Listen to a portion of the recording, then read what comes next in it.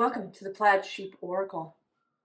This is an all signs reading for the new moon in Libra. So, it's coming out a little different. Usually what I do is I have 3 or 4 oracle decks and I pull from those, and then I have half a dozen tarot decks and I pull from that. But this time, there wanted to be just one oracle deck and then more tarot.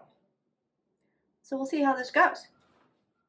There is a theme for this, and it is the sacred union.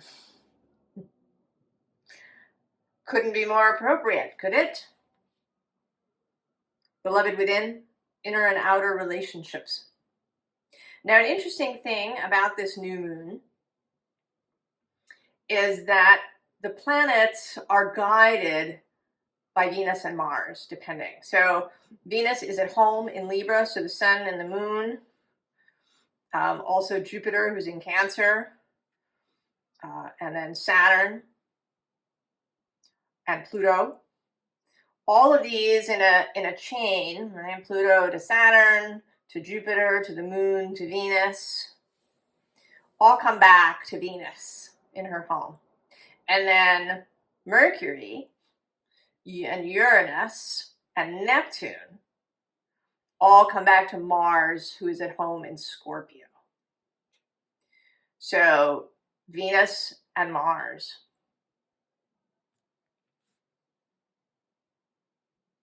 The sacred union.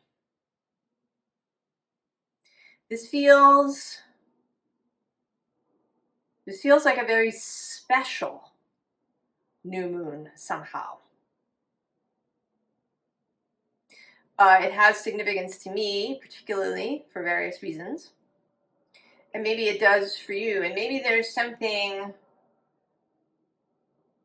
for all of us with Venus at home in Libra as it happens, and Jupiter in the moon's space. So this sacred union. Now, the card at the bottom of this Queen of the Moon oracle deck is the Queen of the Moon herself, with sovereignty. And coming through both as the moon and certainly as Venus here. So, we begin with Aries. Aries.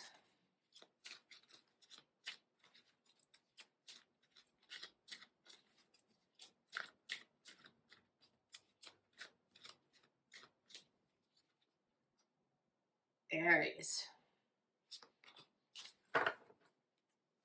Oh, the masculine. Moon god on the bottom. Oh, realization.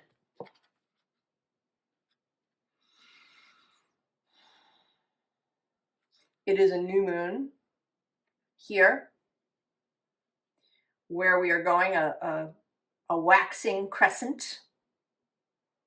And this is the first waxing crescent 1, the card right after the new moon.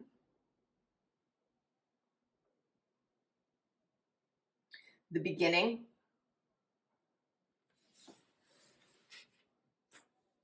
And of course, this moon is opposite your sign. Also opposite, about 5 degrees opposite Chiron.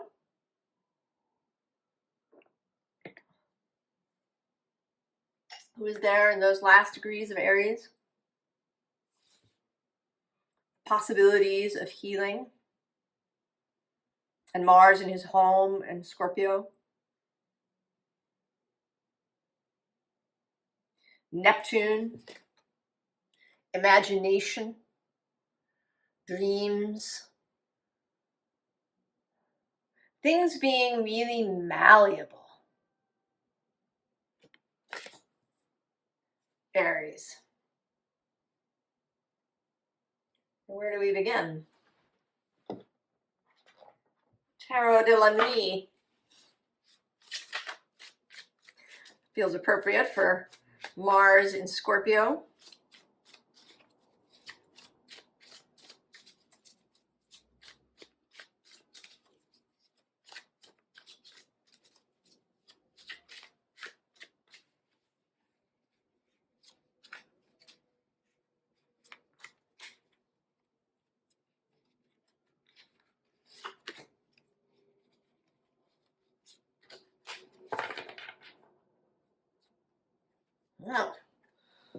Nine of Wands.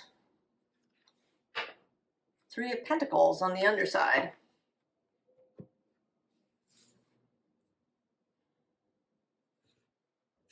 Coming to the end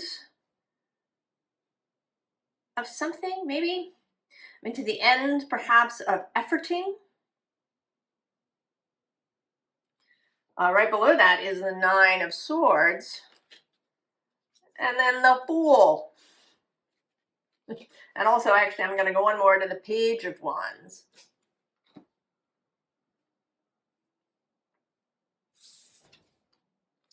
Ace of Cups. Knight of Pentacles. The Magician. And the Nine of Pentacles. That's 3 nines. Interestingly, missing the Nine of Cups, but we'll see.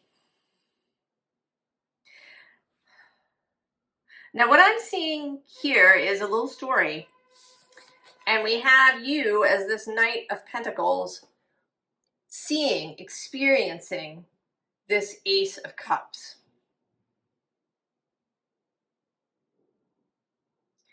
I feel as if there's been a running thread through all of the readings that I've ever done on this channel. It kind of waxes and wanes in how obvious it is. But a running thread of finding ease.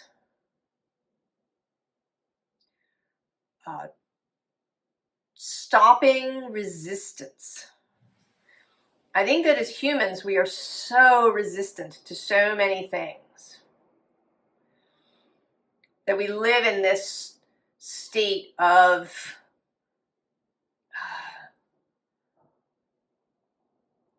pushing against, feeling like we need to fight, or we need to resist, or we need to do it all.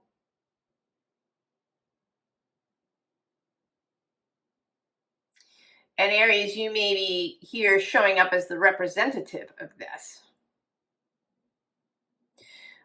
This masculine god here at the bottom. Oh, look at that. There's trust below him. It's, it's a distortion of the masculine. To push, push, push, push, push, push, push. To push, to force. Right? This divine union. This sacred union, the hieros gamos.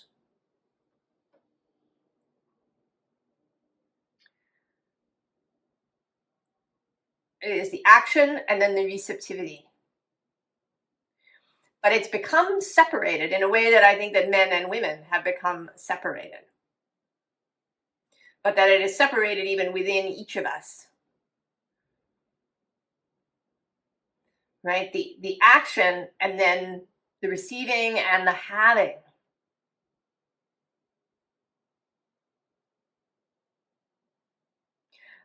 I think that even those of us who may be good at receptivity still have trouble with the having, the holding of things. They may require both halves working in unison.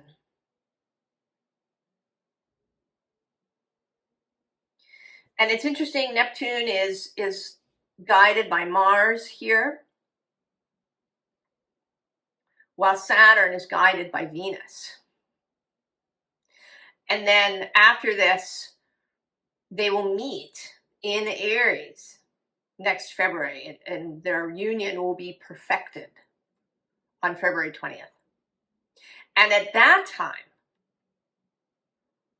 Mars will be in Aquarius. So Mars and Saturn will be mutually receptive.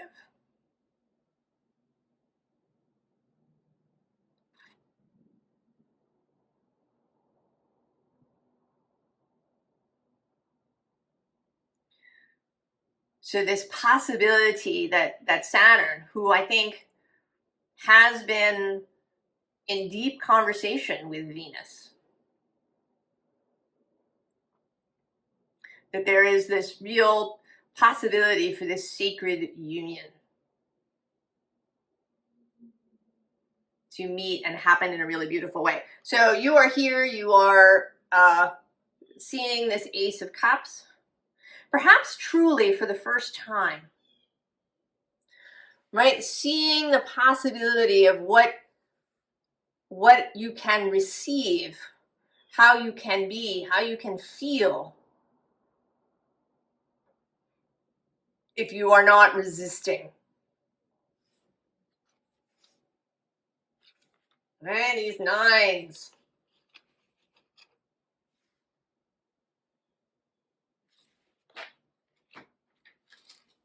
And then you turn into the Magician. The Magician and this Nine of Pentacles. Right, I see this as all the same person.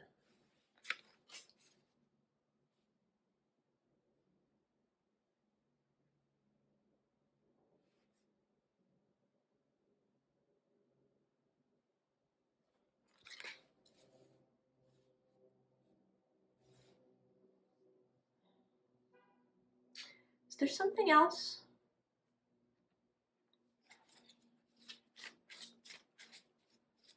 I feel like maybe we're going to be talking about a kind of before and after thing as we go through these readings, if I reshuffle and we get a new bottom of the deck energy.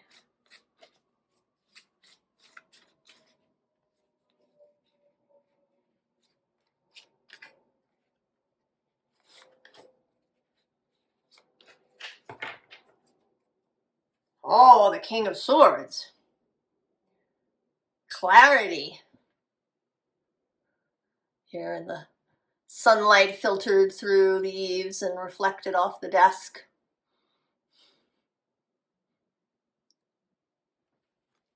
Who's on the underside here? Oh, the Hierophant. The new belief system. And this King of Swords, clarity. The sovereign mind. Four of Wands. The Empress. And this dreaming Four of Cups.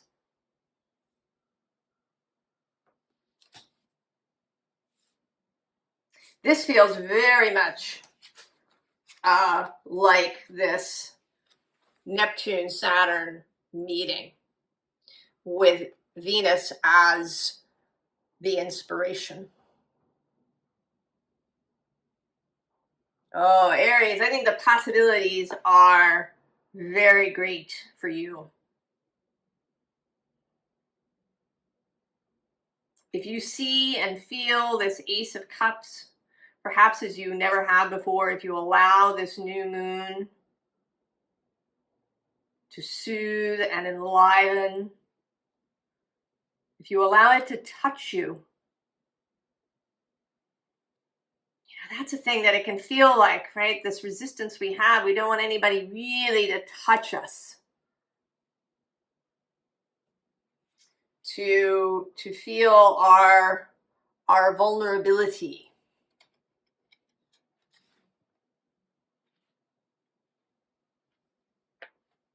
And if you can allow that, there will be clarity. Oh, look at that. The Ace of Pentacles is below this King of Swords.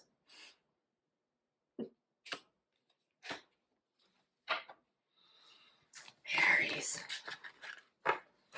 So good. We're going to leave that Ace of Cups on the surface.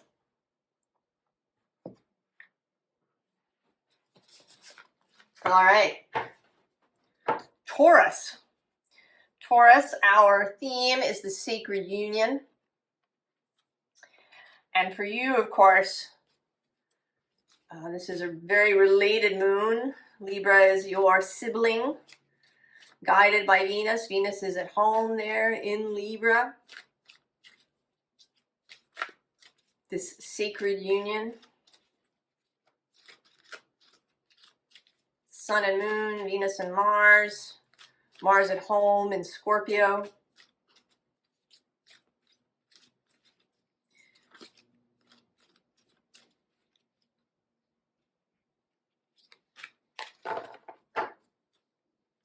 Oh, purity, snow moon. For some reason, I am guided to look at the bottom. Oh, resilience. What do we have? Oh, well, that's interesting. It's the masculine, the lunar god. This was the underlying in the Aries reading. This happens so often. That there's this connection between you and Taurus. Maybe a lot of you have Aries placements and the Aries people have Taurus placements. It may be because I have Sun in Aries and then 5 Taurus placements. So that does come through here. This combination of Aries and Taurus.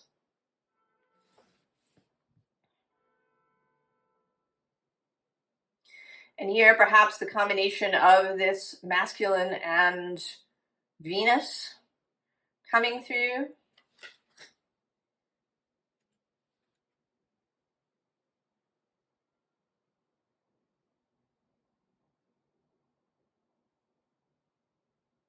There's something here about the landscape, about exploring the landscape.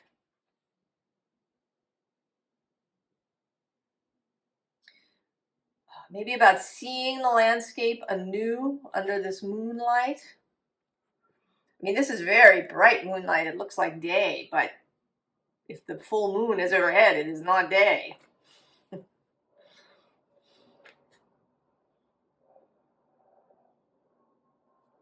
Let's see.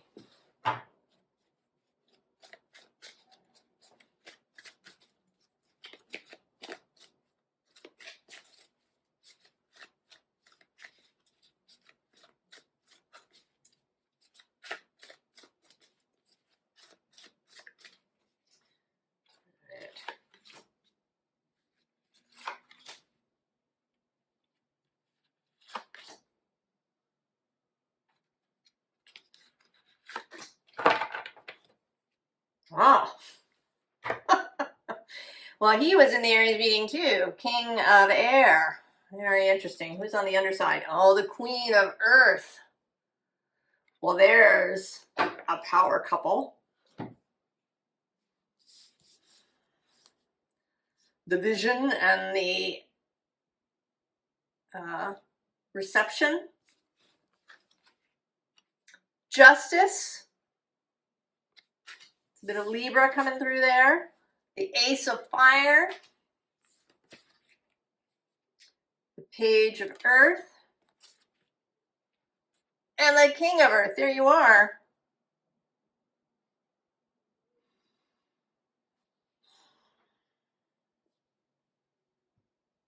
So this moon brings the possibility of real alignment. Of a kind of clarity that maybe you haven't experienced before. Who's under there? 5 of water. But below that is love.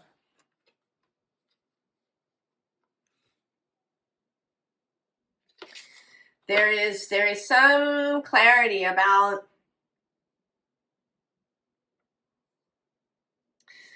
some deep-seated, something deep-seated that has been, I don't know, that's been keeping you blind. Below this is actually the self-reflection card.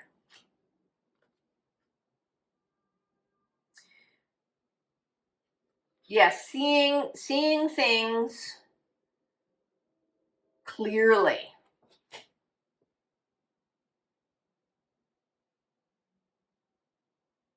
And maybe also seeing things from this Venus perspective. This showed up in the Libra reading that just came out, this idea of the Libra, the Venus of the mind.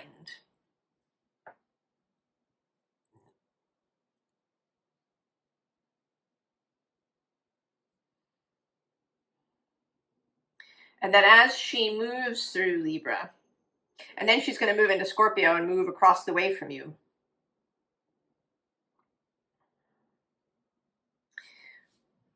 there is a much greater sense of clarity.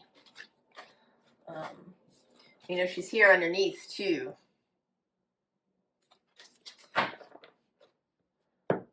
This Venus energy.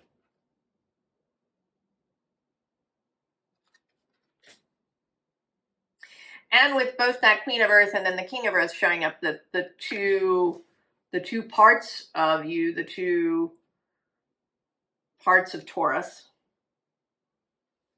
that there is this sacred union, the ability to act and then to receive and to have. There is a newness, a renewal, a new beginning, a clarity of the self. You know, the ability to be all of these things: Queen, Page, King. The Knight, actually, of Earth, the Knight of Pentacles, also came out in the Aries reading. There's all these connected threads.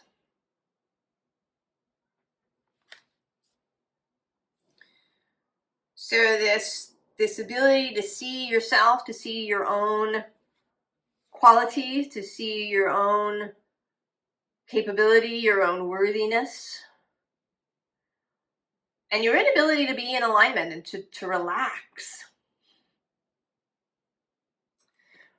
So it seems that we are sort of in a I usually, if you've watched these moon readings before, I have more oracle cards.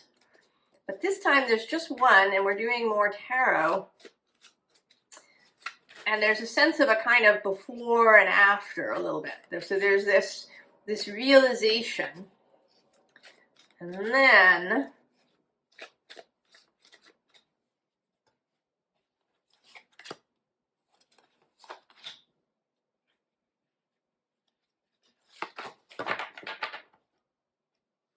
the Hanged Man. So you get clear in your own mind with the King of Swords, the King of Air. And once you do that, it opens up lots of other things. When you're no longer enmeshed. Well, there's the Ten of Earth on the bottom. Who's under the Hanged Man? Oh, the Two of Water.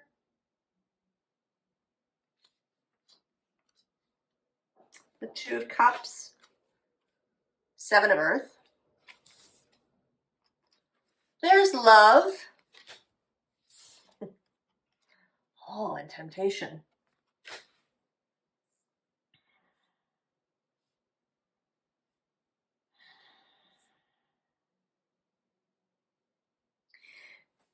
The ability to move from this love space.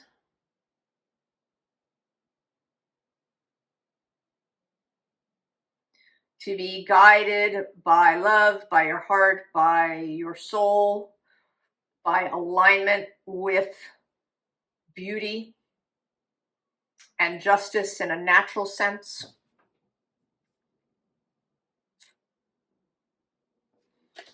Right? Not caught up in, listening to other people.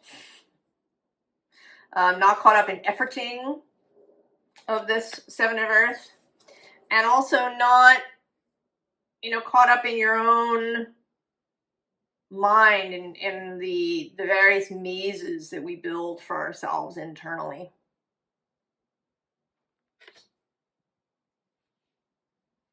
Via this Hanged Man and this Two of Cups, a self-love, self-respect, self-compassion energy, and for others. This may also be about love of another or others. That this alignment allows you to have completely different relationships that feel beautiful and nurturing and mutually supportive in ways that you you didn't before.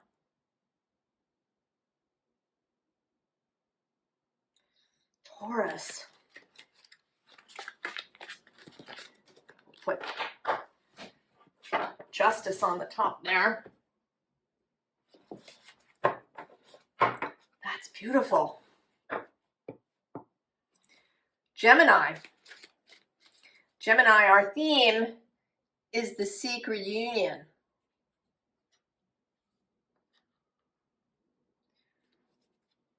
The planets are divided at the moment of this. Some of them are answering to Venus, others to Mars and Scorpio. Venus and Libra, Mars and Scorpio.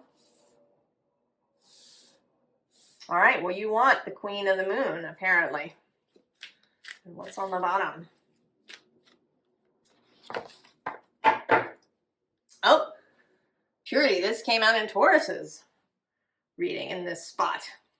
And what's on the bottom here? Oh, pleasure. So, the Queen of the Moon, sovereignty.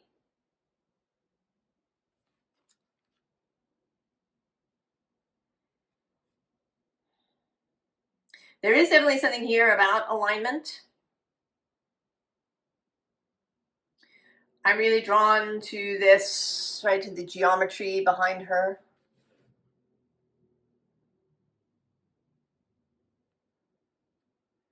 To your connection to those things, to sacred geometry. It's a connection that you share, I think, with Libra and with Venus, the beauty of geometry.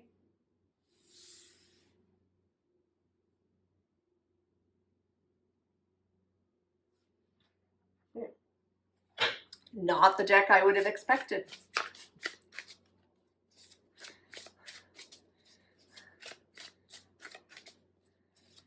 There's always surprises in these readings.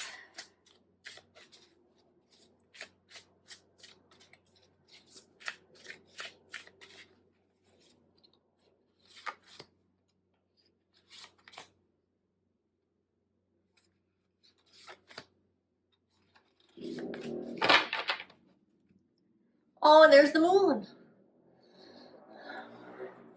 And who's on the underside? Oh, initiation. Interesting.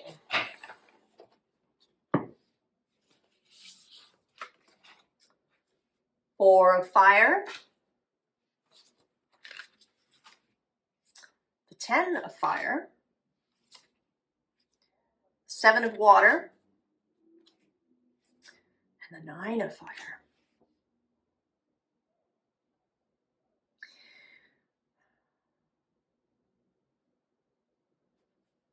Well, this seems very much to be about inspiration.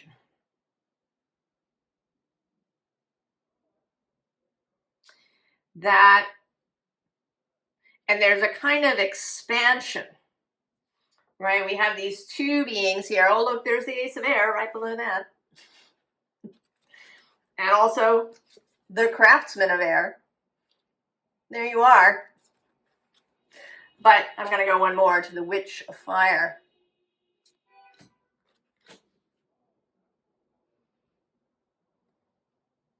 So there's 2, and then this is 4, and then with 10, that's something. There's going to be some sort of inspiration for you. Maybe you've already had the idea. I don't know. Maybe the idea will come to you in this new moon. But whether you have the idea or maybe you have the idea to expand, to move into other places.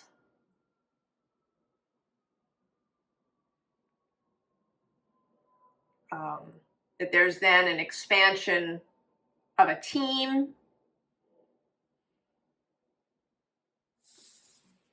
You know, here I'm actually kind of seeing you as this cardinal calling everybody into this glade, into this clearing in the forest. And then there's an even bigger gathering. And then there's this fruition. So there's some idea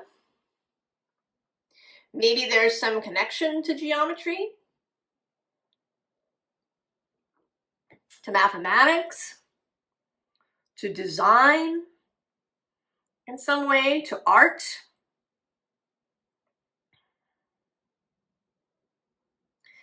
And there is this creation that calls people in. And it may be, I mean, maybe calling people in there is a sense both of participation as well as the sense maybe of an audience. So it could be both, that you are attracting a team of people and that there will be an audience. Now, this could, of course, be work, some professional thing that you are doing, but it might also be, you know, a communal project, an idea you have for your neighborhood or your community or your town.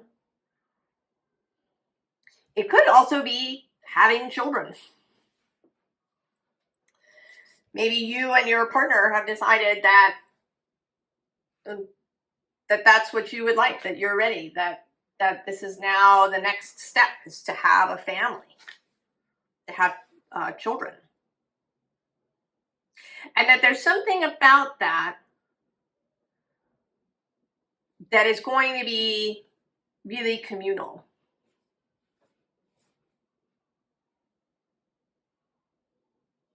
Maybe you create a parents group in your local community where you all support each other. I don't know. There's lots of different possibilities, but it bears fruit.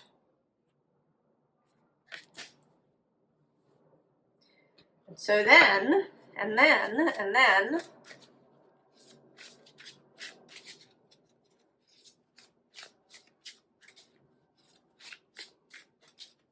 maybe this Nine of Fire may also be financial support that arrives.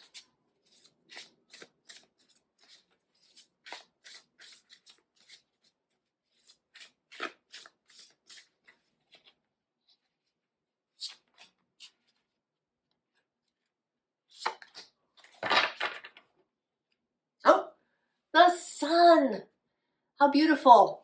Who's on the underside now? Oh, the Wisdom Keeper. So there is something about this too. That is about wisdom, about knowledge. Maybe it's about a kind of spiritual gathering place.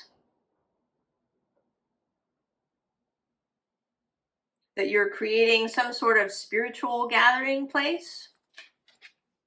Oh, there's initiation coming out fully now. And the Three of Earth. Collaboration. So you're really learning how to collaborate, how to bring people together, how to, it's a real skill to be able to bring people together, to facilitate people working with each other, to know how to pair people up or how to create groups of things.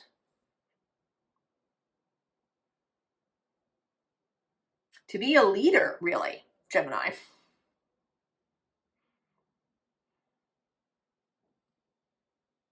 To be a facilitator of group activities. Oh, that's very exciting, Gemini.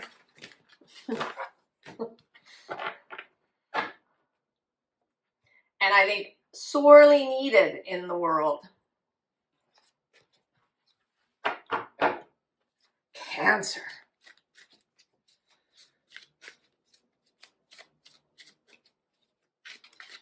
Cancer, moon in Libra. Square your sign, but I think it doesn't feel that way. Not like a challenge, but like an opening.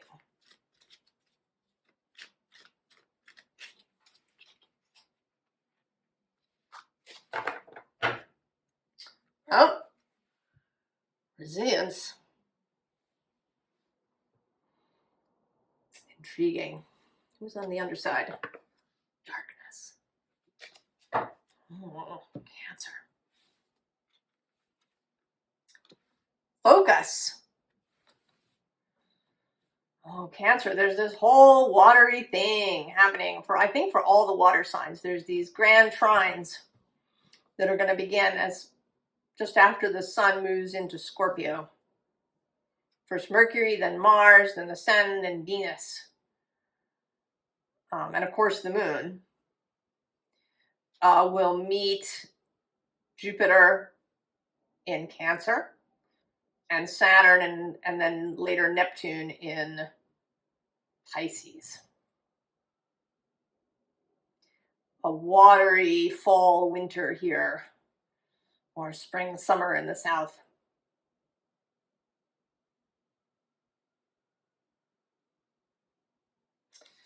And there's something. Oh, right below this resilience is hunger. Yeah. How this seems to me is that you have been doing this. I actually don't think this is a particularly good picture of resilience, but because I think that to be resilient is to not walk around with a giant weight on your back. To be resilient is to know how to remove the weight. But anyway, carrying this around. But it seems like this has been going on under the surface.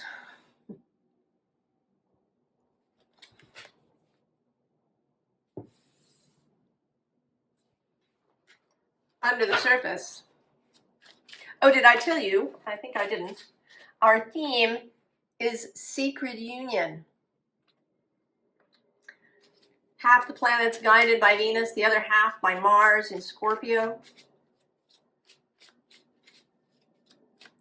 I'm noticing too that these cards are connected by the number 7. One is 21, one is 14. That may be significant for some of you.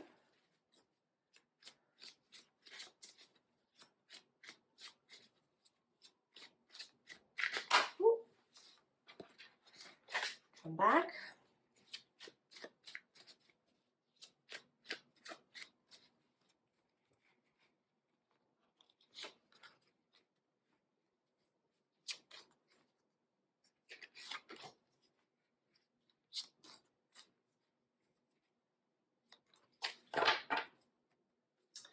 Oh, 4 of Swords.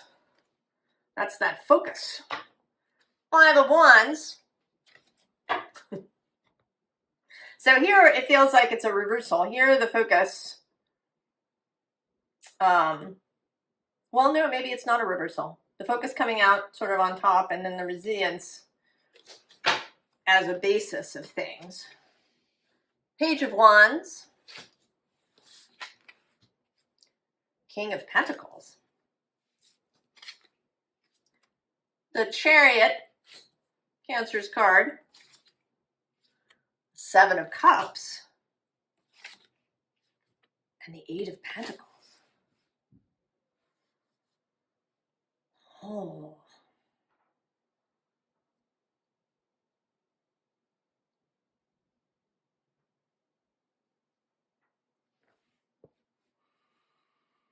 This really seems like some part of you has been really thinking about things.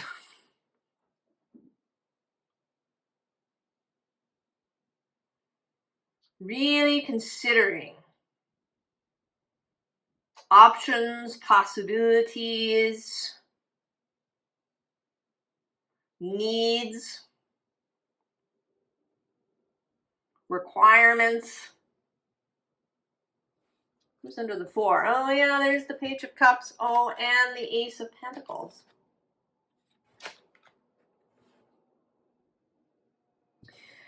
So I think that you are about to divest yourself of this entire bag of stuff.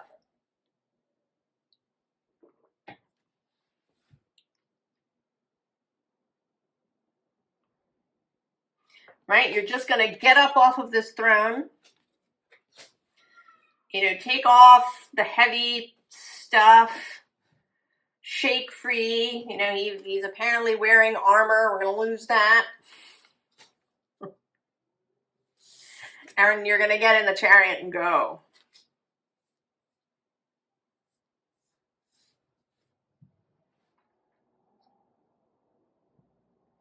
Right? The challenge of this square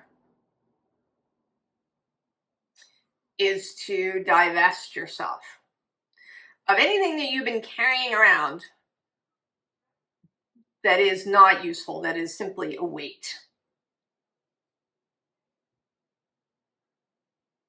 that has no practical or other purpose, really. I think you're beginning to see clearly, you know, this, right, this examination of this wand that this page appears to be doing. Seeing the thing with fresh eyes. What have I been doing? Is this really what I want to be doing? What am I carrying around that is not necessary? Am I carrying the weight of other people? And it might just be in your mind. You know? I don't know if you do this. I have Cancer rising. I also have a lot of Taurus and Virgo going on. So sometimes I'll see something. I'll see somebody having some difficulty. And I don't, you know, maybe I don't even know them. They're just somebody I pass on the street. You know, or I see something online. And my mind automatically starts problem solving. You know, if it was me, I would do X, Y, or Z. This is how I would get out of this difficulty. What is that about? I don't even know this person. I'm not connected to this person, really. Only on a, you know, sort of human level.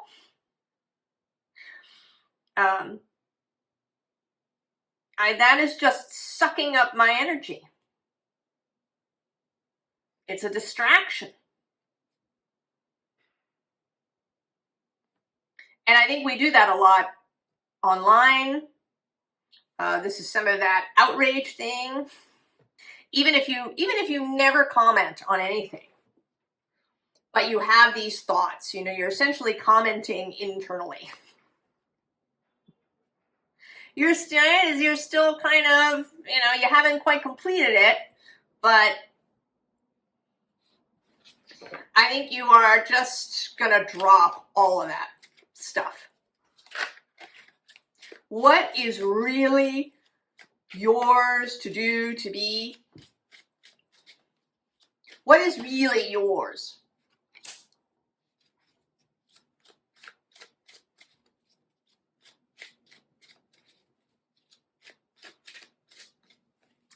So in a kind of before and after.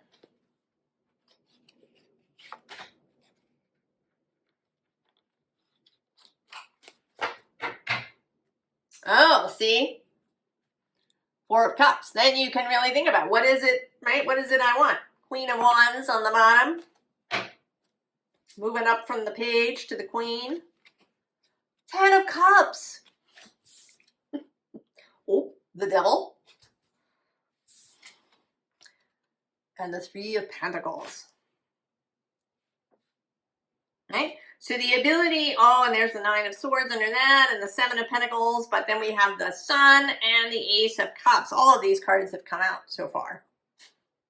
The connections between people. So what is it, right? The ability to discern very clearly which cup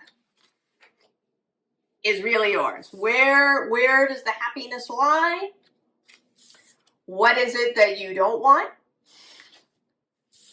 And where is the collaboration with others?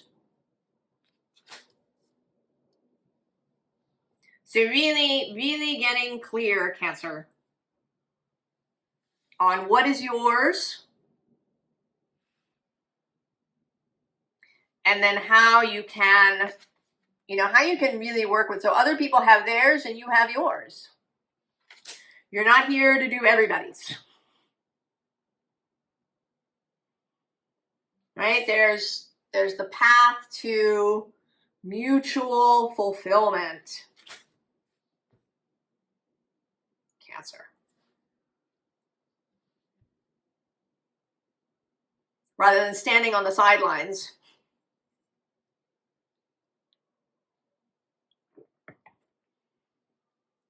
You can be part of that scene because you're not carrying everything.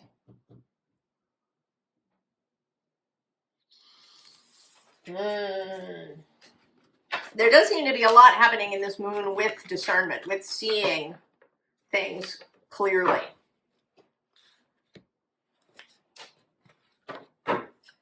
Leo, our theme is the sacred union.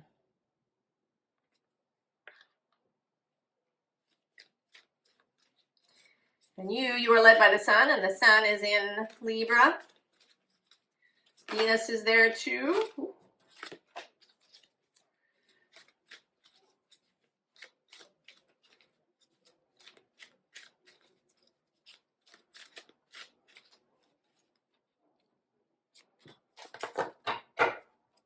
Oh, hunger. The underside is will. Oh, that's interesting. Who is this? Oh, the masculine. This came out in Tauruses. You and Taurus have been connected. Not surprisingly, really.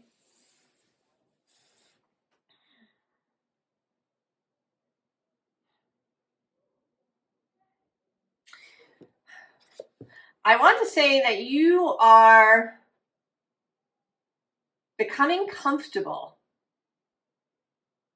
with your hunger, with your desire. You know, there may be ways you are a fire sign, but you're fixed fire. And it may be that some of your challenge has been to release shame around desire and wanting.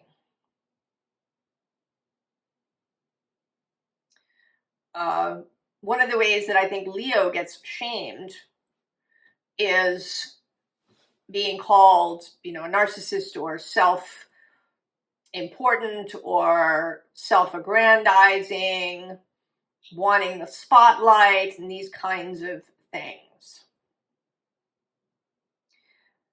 And certainly desire is shamed across the board in modern society, while at the same time being kind of fetishized.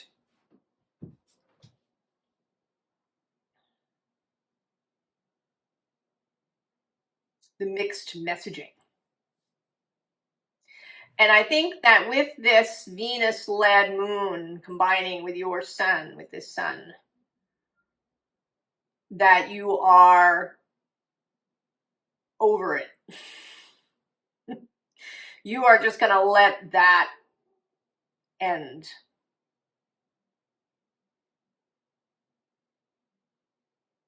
You're not going to allow society or your nearest and dearest or anybody else to gatekeep your desires. You're going to do that yourself.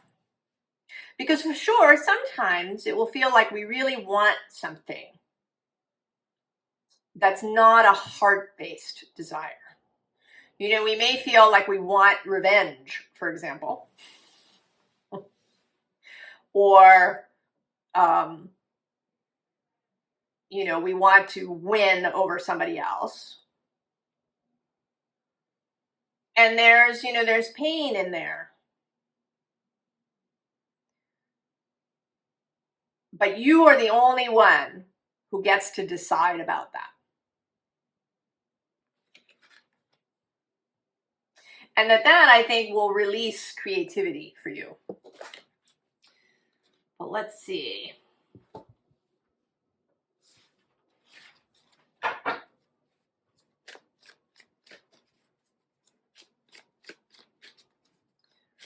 Let's see. Leo.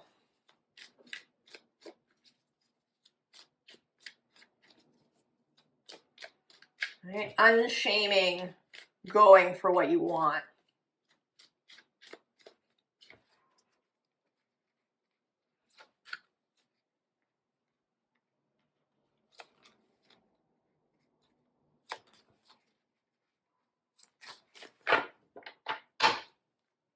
Oh yeah, there's the Eight of Swords. The Hermit, interestingly, on the underside. Two of Swords. Four of Swords. Page of Swords. And the Five of Wands. Yes. So you are cleaning up your mind. Now you're borrowing some skills from Virgo next door. Who's next to that? Oh yeah, there's the Nine of Swords. The Five of Pentacles.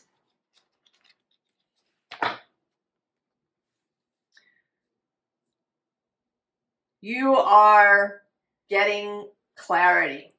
You're getting out of that swirl that may exist in your mind that, you know, shows up as a sick feeling in your stomach. You are getting clear. You are understanding that a lot of this is not, right? It's not you. It's all of this stuff and messaging from the outside, and you are just, you're getting clear on that. Coming into understanding of your own mind. This Venus in Libra, Venus in the mind. The Four of Swords is actually a Libra card. And then the Page of Swords, the new possibilities. Listening not to society and culture and whatever else is the peanut gallery, but to your own heart, your own conscience, your own integrity. And then we get creativity. This is my quantum space card, right? All the foxes are in motion, waiting for the waveform to collapse. The possibility of great creation.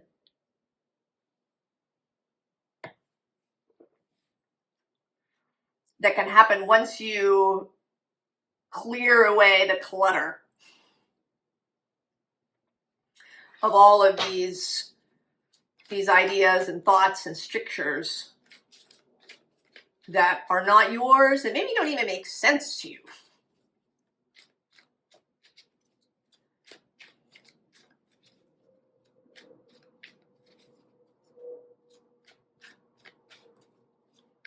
Right? There's so much love and possibility in this new moon, I think. I think it's an opening. I think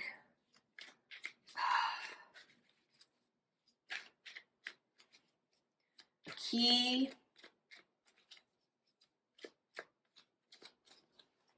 So then,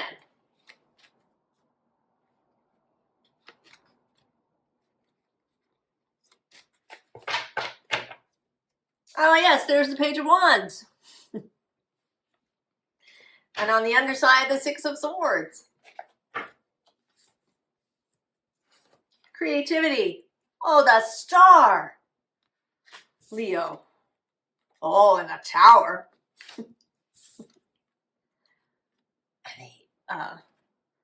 Eight of Cups. So it's a new start, a new beginning. Oh yeah, there's the King of Cups below that, and the Ace of Pentacles coming out again. This is its third appearance. And the Two of Cups. And the Ten of Pentacles, I think, also making its third appearance.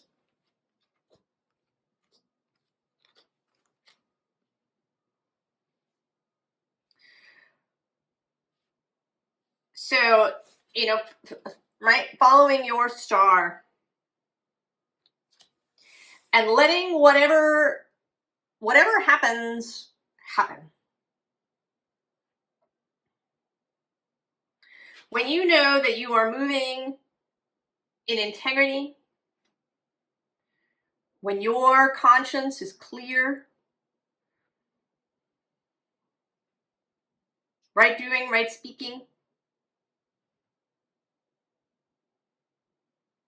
then right, this happens. And you can leave behind whatever needs to be left behind. Right? You choose your cup.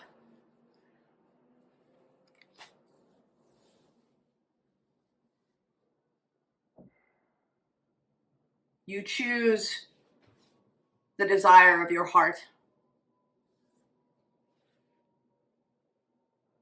And I imagine that it will be a very loving thing, a joyous thing, an expansive thing that wants to bring everybody along. I mean, that is Leo's gift, to shine like the sun.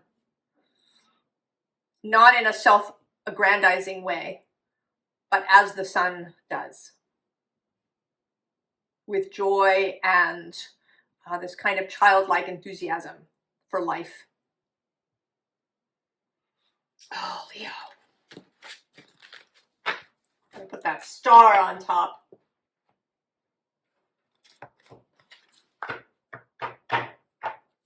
Virgo.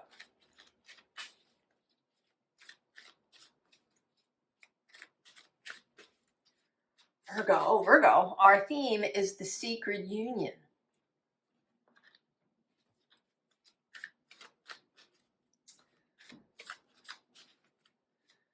And you, we know you're having an option on which trouser leg of time.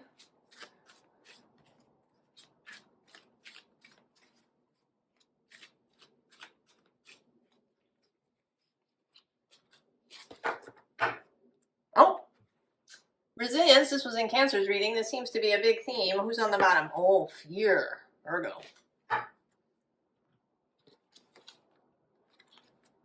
Protection. Oh, that's intriguing.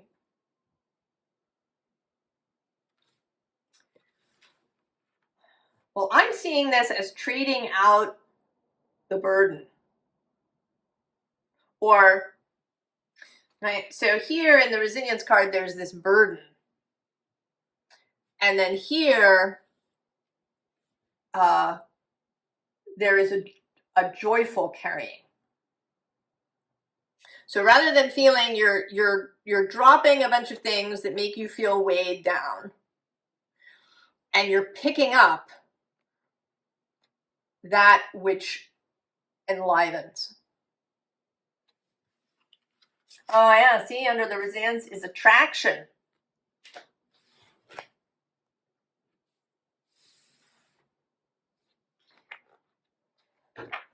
Dropping that which is a heavy, unwanted, back-breaking burden, and picking up this new thing.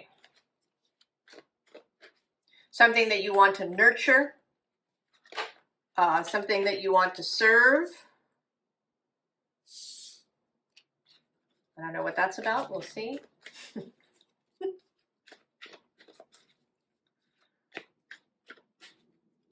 Interestingly, both of these have a waning moon in them, but this moon is further along the waning path.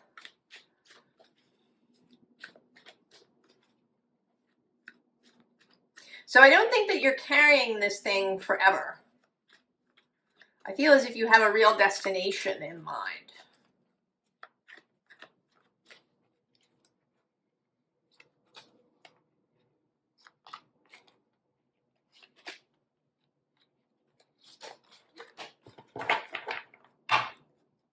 Oh yeah, there's the Knight of Cups. Temperance on the underside, Virgo. The moon. the Page of Pentacles, the Ten of Swords, and the Lovers. Oh.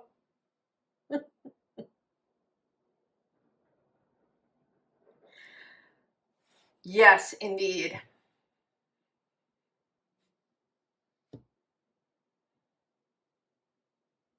This moon, right? This moon guided by this Knight of Cups feeling. And below that, actually, we have this beautiful Eight of Pentacles. Right? This is this.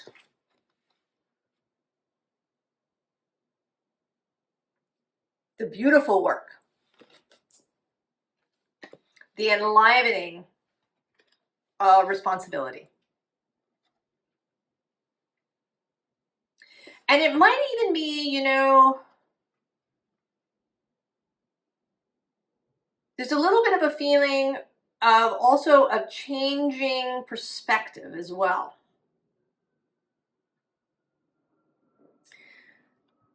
That maybe you saw something as a real burden. And when you had a change of mind around it, when you looked at it with the eyes of love, I mean, what comes to mind is children. There can be a feeling, and it's sometimes supported by various messaging we see online, of childcare as a real burden. You know, family life in general, that whole thing, you know, keeping a house, that all of that is a dreadful burden. But when seen with the eyes of love, it becomes a sacred union. It becomes, you know, this mutual thing. Right? Below that is this Two of Pentacles, right? That can feel like a burden. But this moon is providing a completely different perspective. So, you know, maybe all of the above. It may be putting down things that really aren't yours to carry, or that you don't want to carry any longer. It may be a changed idea about something. And it can be in the home, it can be at your job. You know, maybe you saw something at your job as really tedious and burdensome. And when looked at in a different way, creates a whole different experience. And so you get this revelatory release. Right? There is this, I mean, there's the Ten of Swords, but there's this, right, this light. And that takes us to your ability to really choose with the eyes of love.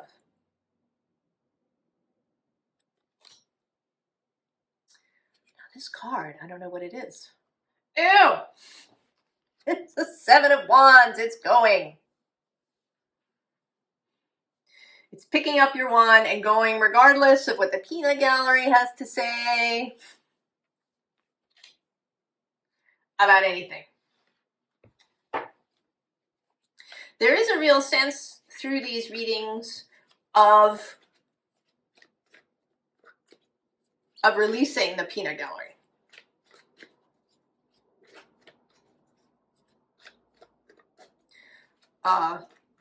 You know, I think that we know, I do think that we know what is right,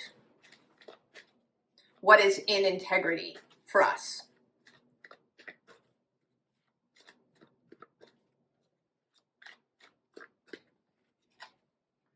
Because it feels right in the body.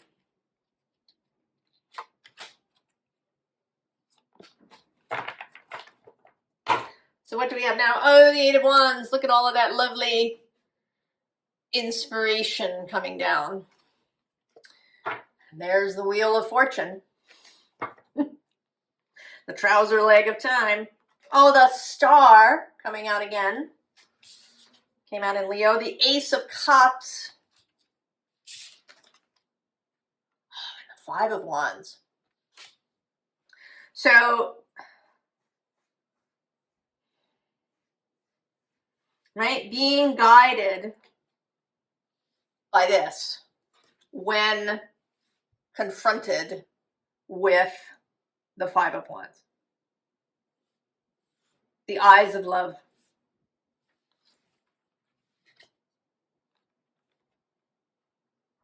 The eyes of love, the eyes of healing, the eyes of compassion, humanity.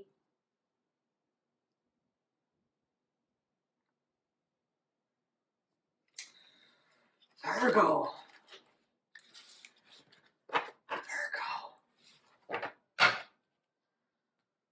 I think this is going to be such a beautiful new moon. Libra.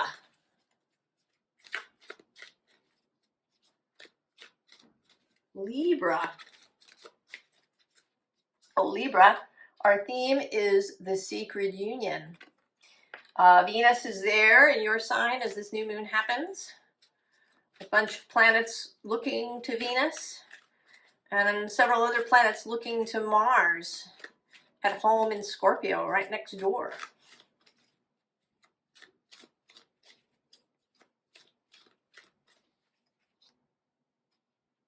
That passionate Mars in Scorpio. Oh, there's darkness. And trust. On the bottom, and who is this? Oh! Now this says self-reflection.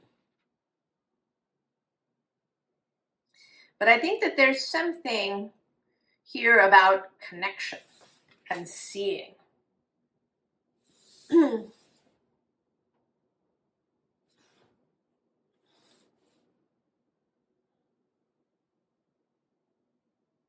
Well, there's the Queen of the Moon right underneath.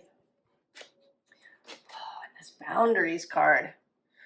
And this Boundaries card is really about bursting your own bubble. Right? We have fear below that. And this feels to me, you know, like this rabbit is waiting for something. It almost feels like the rabbit is waiting for some sort of show to start. Or waiting for someone to arrive down this path.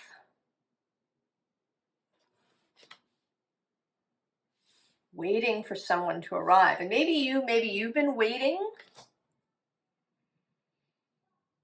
for a connection to arrive.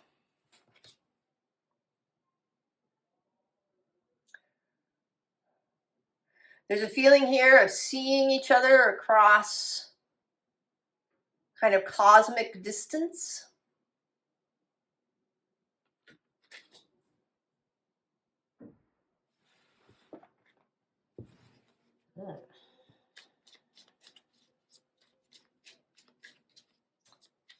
Waiting.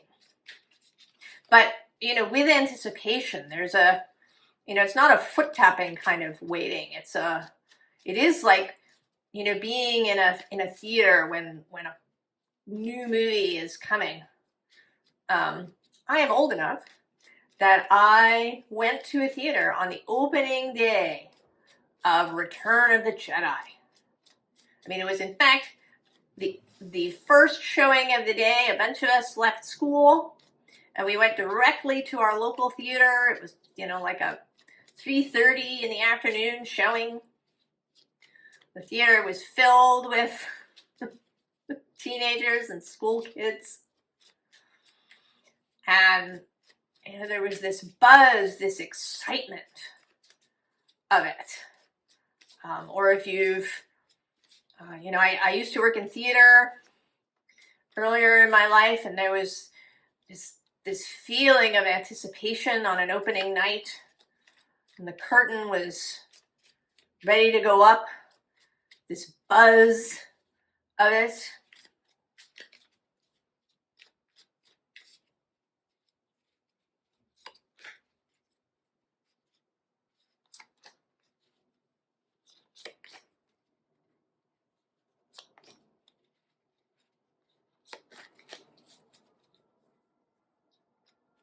Oh yeah. Waiting for the arrival. Who's underneath? Oh, curtain up. Oh, you know, that's sort of interesting. So I think this might be going two ways. That maybe some of you are waiting to see this person, and maybe some of you are this person waiting to go on, right? Waiting for the curtain to go up for your performance to begin.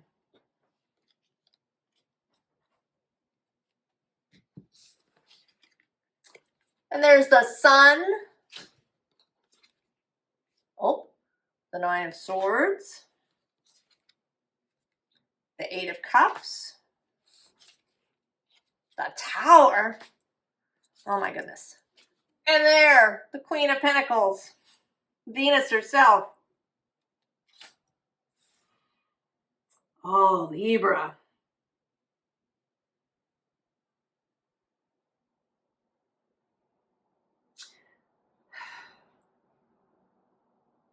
You know, you are going to be hit with something so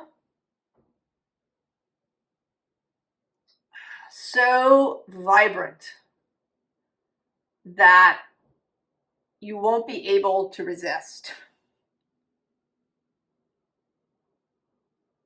I think you're filled with anticipation for this coming.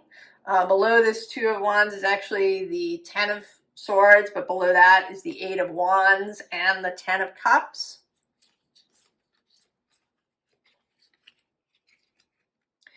I think that there's going to be a release and a vision that will be so wonderful, so bright.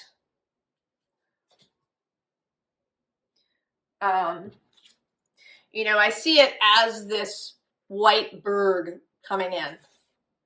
Any of this remaining darkness will not be able to last. The sun is simply too beautiful. There is too much beauty. Right? You are turning towards the sun.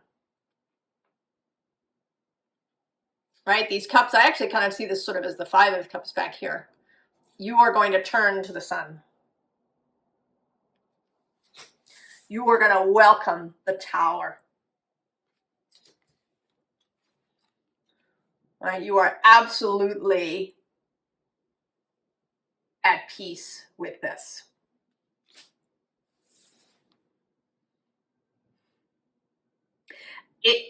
It might be another person. That is a possibility. That you're going to meet somebody that just opens you.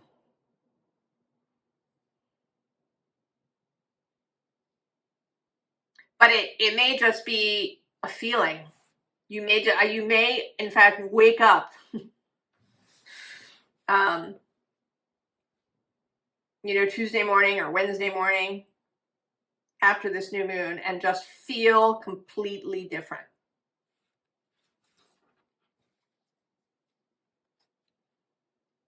Just filled with this light.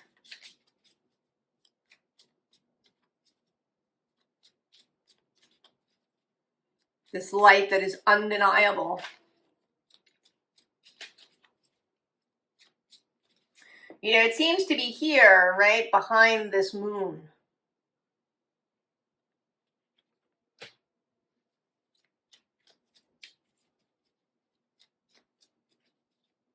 You know, and it may be that the moon will, in fact, enter Scorpio before the sun does. The moon will move aside.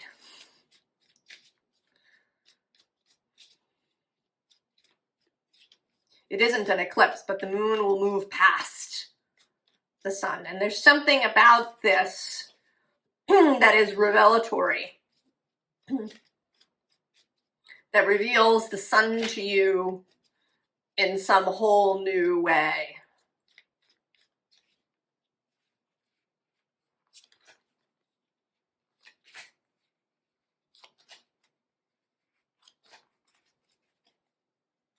Oh, Queen of Wands. From Queen of Pentacles to include the Queen of Wands and the Queen of Swords. Who's under her? Oh, there's the devil. But we know we can turn our back on him. Three of Pentacles. Oh, the King of Swords. The Magician. And the Ten of Pentacles. So this feels like all the things. You know, great working relationships. You know, a clear mind, as well as possibly this other person. The ability to create, to be the magician. And then this real sense of group satisfaction.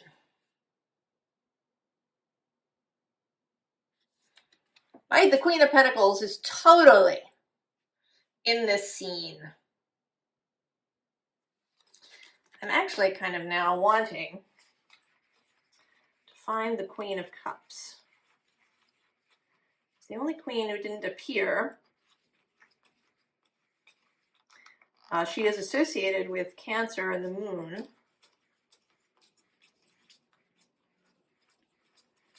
And she is a kind of ecstatic figure in this. There she is. Oh, yeah. Between the Five of Pentacles and the Ten of Swords. All right, coming out.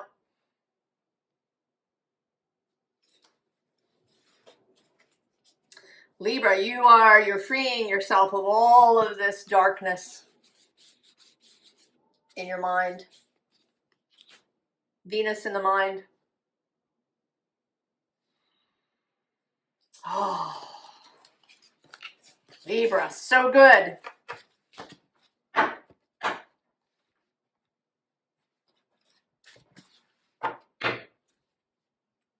Scorpio. Scorpio, our theme is the sacred union. Mars is at home in your sign. Mercury is there too. Mercury is going to do a bit of a retrograde. On November 9th, he turns retrograde at about 6 degrees of Sagittarius, and he will come back to about 20 degrees of Scorpio, and will turn direct on November 29th. Here, East Coast US time.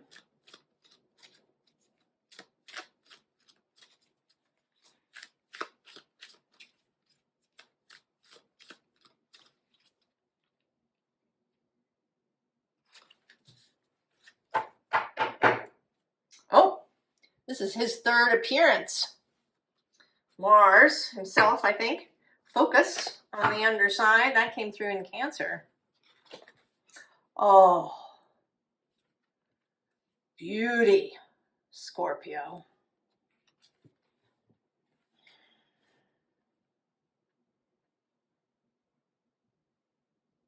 Well, I think this is seeing your own beauty.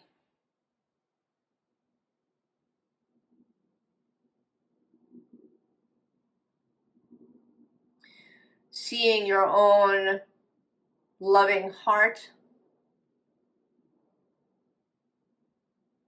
Seeing the softness in yourself. Mars in Scorpio is often, called the lover. If Mars in Aries is the warrior Mars, here he's the lover Mars in Scorpio. right? Seeing yourself through the eyes of the lover. Below that is discernment. Also acceptance. You know, Scorpio has kind of a fierce reputation, yeah? And I think that Scorpios can sometimes take real pride in that they're fierce, right? They're Scorpios, they have this sting in their tail. And certainly there is nothing wrong with strength and fierceness at the appropriate moments. But that if you're fierce all the time, it may be because there's some fear underlying that. There's a resistance in it. This moon seems to be in many ways releasing a lot of resistance. And here there may be a releasing resistance against softness, against seeing your own beauty, your own ability to be compassionate, to be vulnerable, to be open, to be soft, gentle.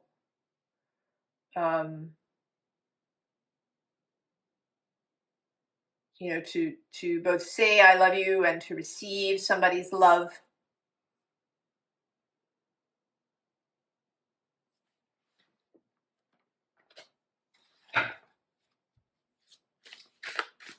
And maybe there is somebody who would like to tell you that they love you.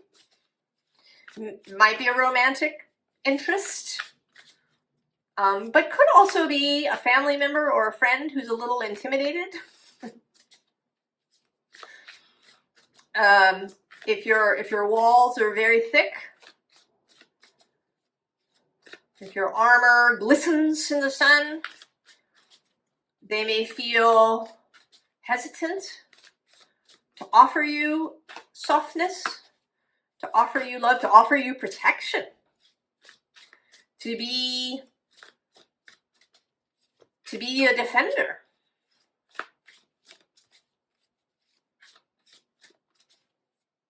To be a carer.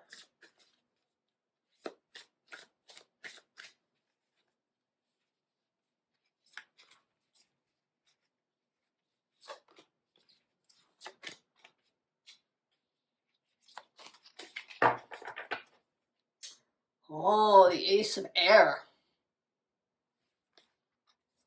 And the Queen of Air underneath. There's that discernment.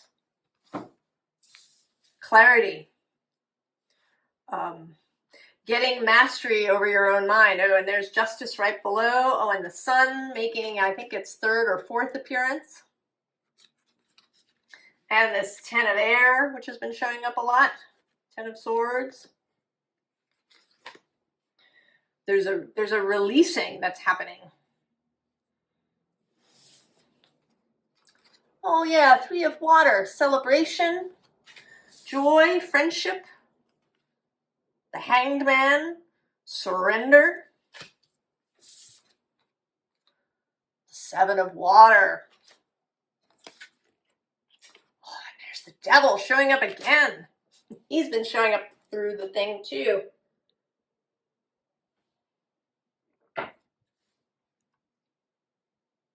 Although actually here I kind of see him as you, right? This spiky horned figure.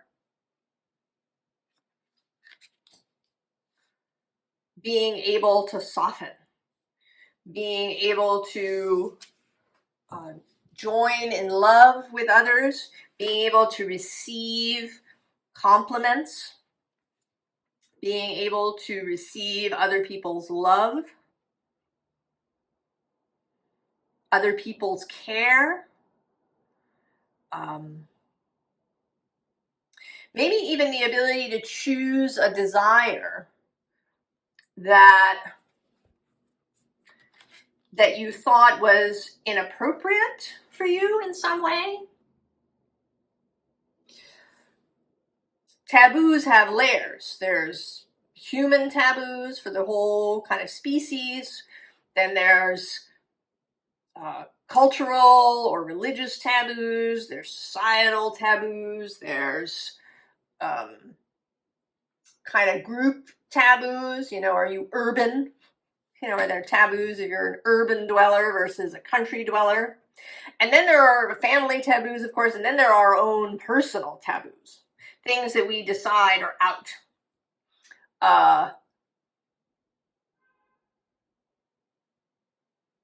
Maybe there's things, you know, well, I would never wear that.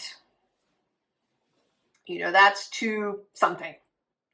And maybe there's a desire that you've had that felt taboo for you, that you couldn't do it, that you would be letting yourself down or other people down if you went for this thing. Possibly.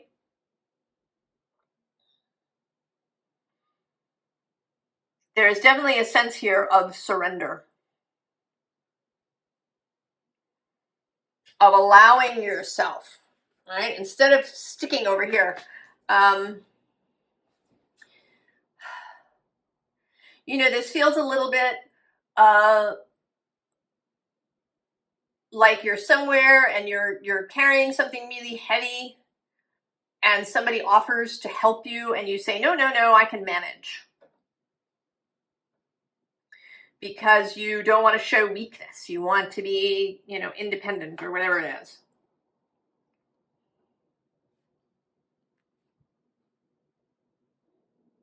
And now you're gonna let that go. Because isn't that silly, right? Somebody's offering to help you. They, you know, they're doing it of their own free choice. They probably want to help you. And in fact, my sister, I was on the subway once with her, and we were going to the train station. She had her luggage with her. She'd stuffed it under the seat next to us. And when we were going to get off, she asked the man who was sitting there to sort of slide the suitcase out for her. And he was glad to do so. And she said, thank you. And we got off. And she said to me, oh, you know, I love that. The connection that I made with that man.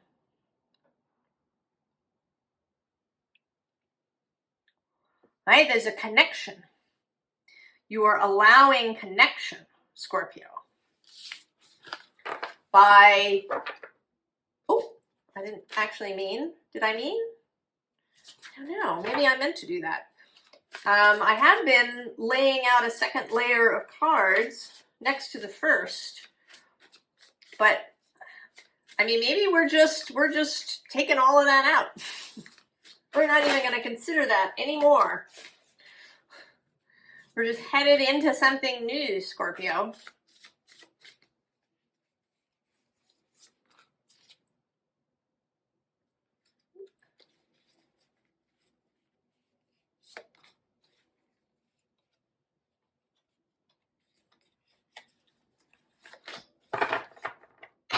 Who's here? Oh, the 9 of fire.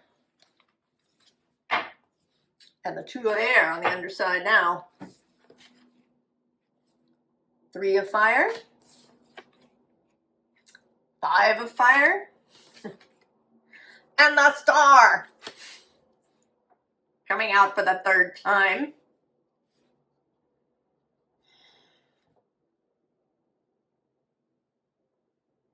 Yes, giving it all up. Giving up the trying. Giving up the feigned indifference to things.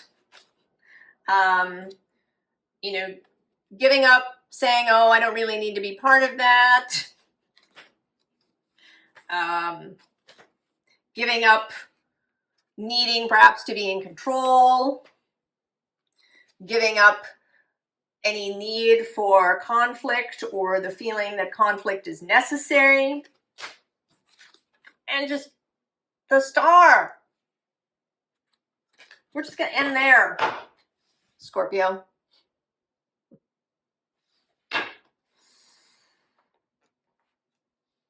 The star.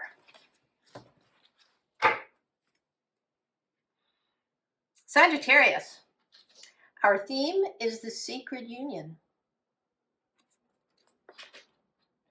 We've been seeing other themes of release, of love, of walking away from resistance, dropping resistance, choosing love, we've seen the Ace of Cups, the Sun, the Star, the Moon, all coming out several times.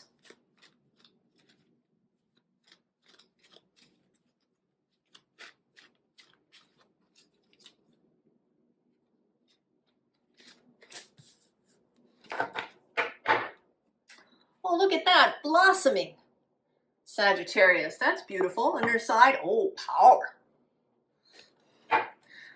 Nice. The path. Well, clearly. Oh, and there's hunger. This has shown up several times too. But below it, we have beautifully nourishment. There is nourishment for your hunger. And I think that you're seeing that.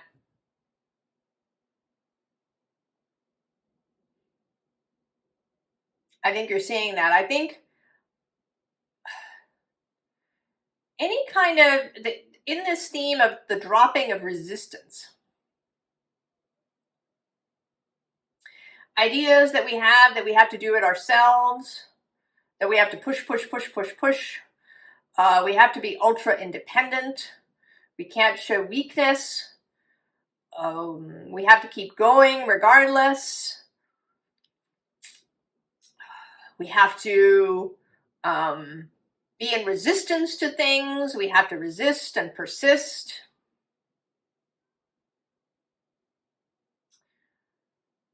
And speed and the rush are all wonderful for fire.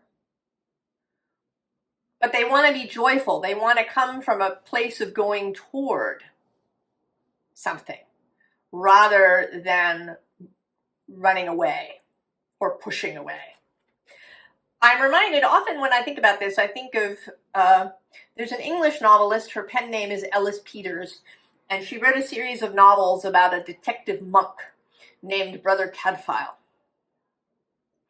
And Brother Cadfael spends a long time, many years, in the Middle East. He goes there on crusade, and then he stays there, and he has all kinds of adventures. And then he returns home to Britain and becomes a monk. And he takes up the cowl because he's moving towards that. He's moving towards peace, towards God in this way, towards the quiet life. And in some of the books, he encounters people who want to become monks because they're running away from something. And he always counsels them against that. That the monastery, the brotherhood, is not a place to hide or to run away. That then it won't work. You'll chafe. You'll be in resistance. You'll resent things. That he had come there after this full life. So to move towards something. And I think that maybe you're reaching this place. Maybe up until this point, you've been doing things in resistance. I think that's a theme. You know, there are people who we want to say do things to fit in. They always, may want to move in a way to fit in. And then there are those people who take the opposite tack. Who are always in resistance, who are always contrary. And both of these paths are self-defeating. Because they're always using somebody else. There's always somebody else who is the foil, whether it's, moving towards somebody else's ideas or moving away deliberately. I have to leave this. This is, and it feels to me as if now you are blossoming into yourself. That your release is the releasing of a need to either fit in or to resist. that you're not concerned with other people's choices. You're going to choose this because you want it. And some people may be for it and some people may be against it, and you are not concerning yourself with that.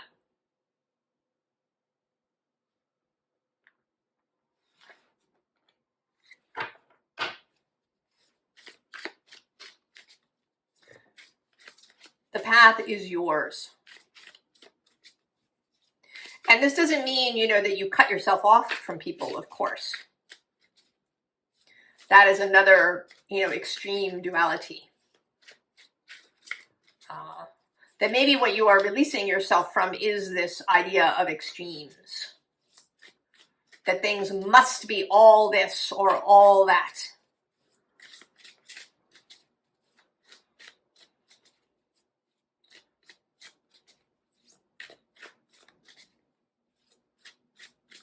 And sometimes we can be doing things for hidden reasons as well. And I think you're finding your way through that.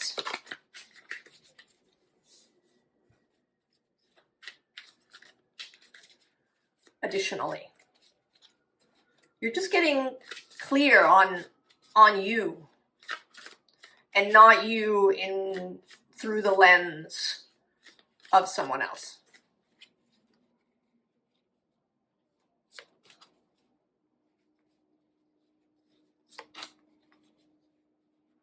That you don't need to be X, Y, or Z in order to maintain attachment. Oh yeah, moon also for the third time showing up here. And the sun on the bottom. Sagittarius. Who's under the moon? Oh, the Four of Jazz.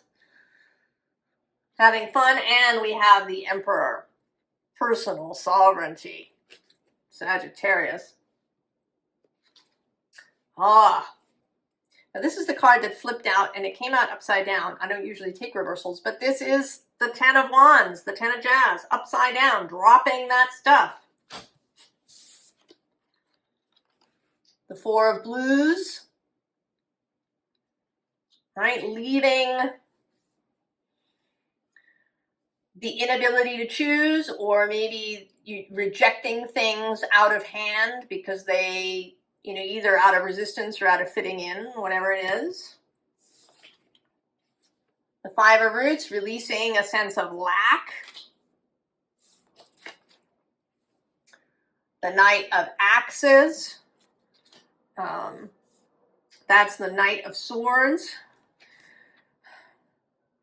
And here it's feeling like noise. You know, releasing all that outer noise, the input from other people. Oh, and there's a star for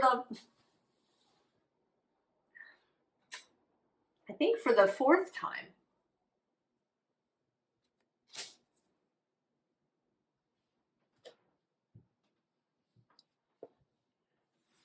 So, the ability to really choose for yourself and to do it calmly, easily, without a lot of fuss.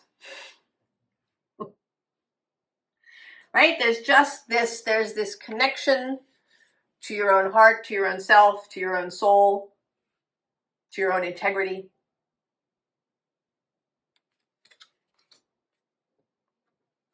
What other people want is not your concern. You become indifferent. Neither, you know, trying to fit in, nor pushing against. You are simply indifferent.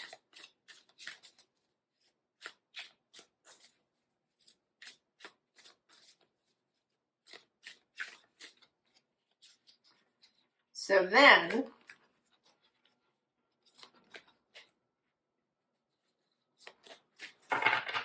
what do we have? Ah, the Four of Axes, Four of Swords, a little bit of peace. Satisfaction, Seven of Roots. He's very satisfied with all of his gold records on the wall. I think there's a sense of just peace with where you are. Right? Being able to sleep. Oh yeah, there's the Two of Cups. Right below. Peace with yourself. Feeling at peace with yourself, at peace with where you've been and what you've done, and you can move forward now unencumbered. Oh yeah, there's the Hermit. Your own counsel. Page of Jazz, the new inspiration.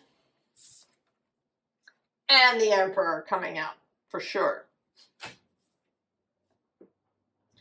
Sagittarius, so good.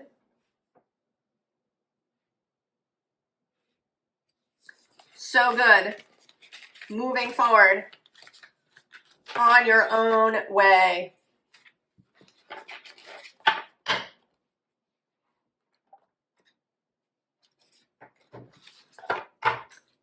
Capricorn.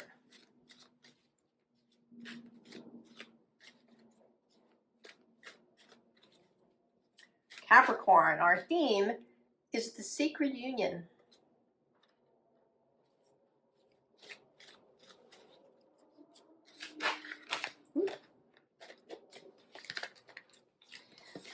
There's also been themes of releasing various kinds of holding, resistance, weights that have been carried, moving away from the opinions and voices of other people, away from the peanut gallery, honoring the heart, softness, compassion, creativity.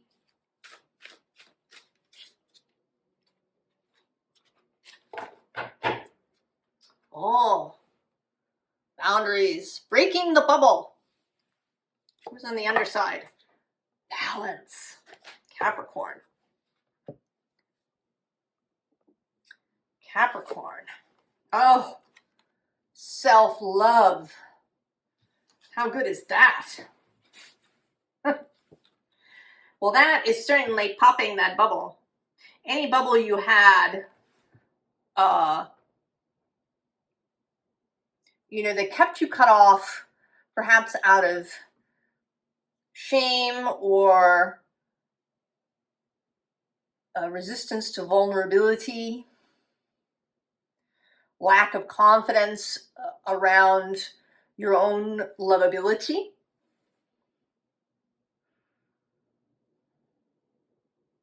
Right below this boundaries I see now is fear. But below that is beginnings.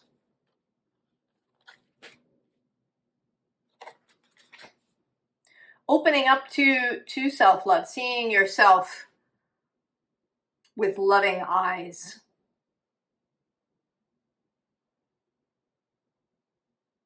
Maybe allowing yourself to be loved in a way that you haven't before. This showed up a little bit in Scorpio's reading, and you are sextile each other. And this moon is squaring.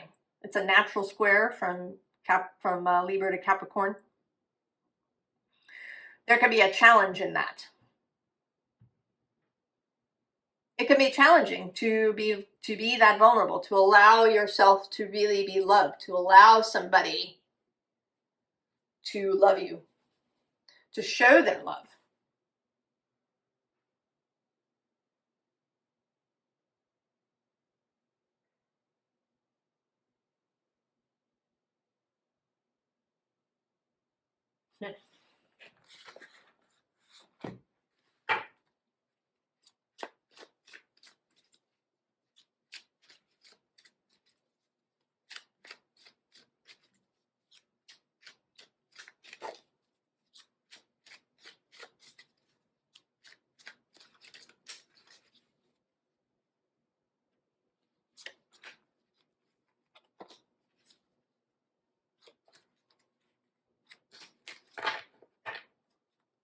Oh, there she is, Justice.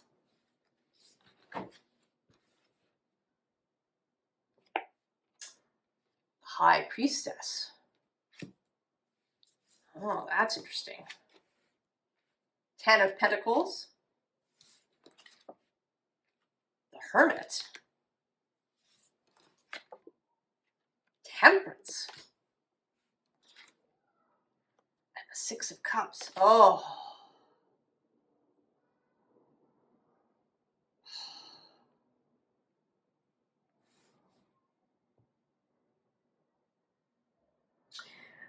What this feels like, Venus, that this is, she's coming through as Venus. Who's under Justice? The Five of Cups. And this cloaked Hierophant. And also, actually, the Wheel of Fortune. And I'm going to say the Seven of Swords. Oh, and there's the Ace of Cups, making another appearance. And this kind of confrontational Five of Wands. And Judgment. Oh, and then there you are, finally, the Queen of Pentacles. Next to the Nine of Cups. Oh, I'm going to stop now. I could go all the way through the deck.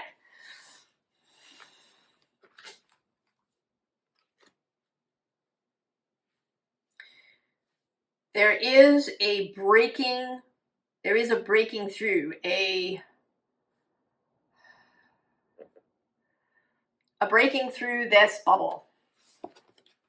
Right? It seems to me that she, Venus here, is going to like change this bubble, that there's magic happening that will release you from this bubble that you've lived in, from this old way that is now complete, from the separation of the self.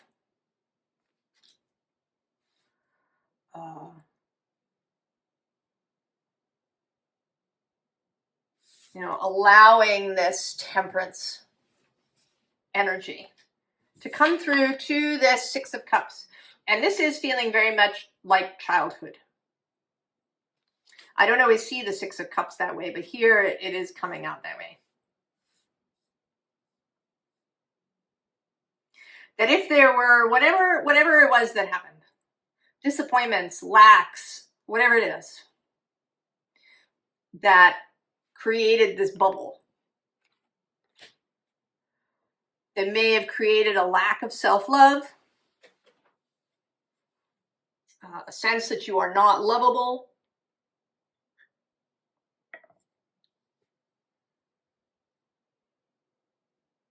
finding your way through achievement. It makes me think actually of Gabor Mate. If you know him, he's a physician who has worked for many years around trauma and childhood and all of these things. And he has a Capricorn sun. He was born January 6th. And he talks about becoming a, you know, high achieving doctor as a way to create self-worth. Out of a feeling that he needed to achieve in order to be loved and appreciated. And Venus is releasing this.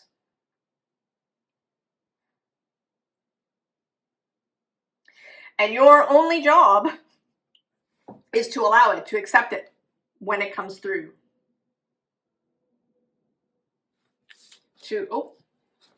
Actually, maybe I don't want to do that. Do I want to do that? I've been doing a second row that's kind of a post thing.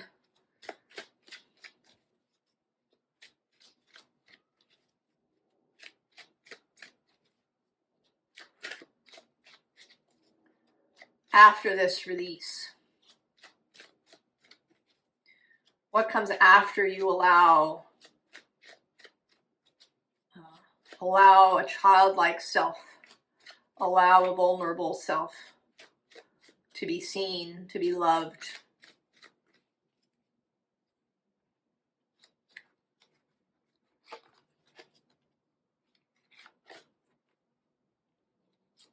Did I tell you, Capricorn? I think maybe I didn't. Our theme is sacred union. Who's under here? Oh, yeah, there's the Four of Swords. That came out for Sagittarius. And the Six of Swords underneath. So there's peace, the Lovers, the King of Pentacles, Justice coming out in the main part of the reading, and the Knight of Cups.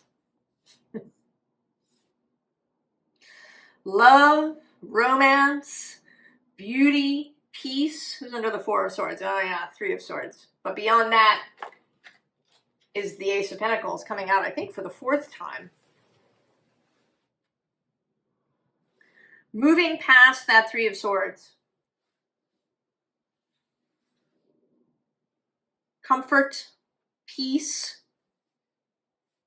satisfaction, confidence, alignment, harmony, romance.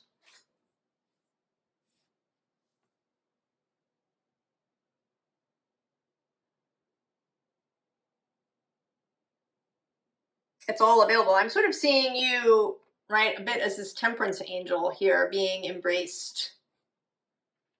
That you are allowing yourself to be embraced and held. Perhaps in a way that you never have before.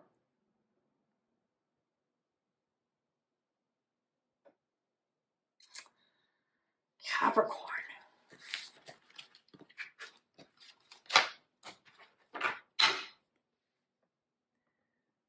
This is feeling like the most beautiful moon in a very long time.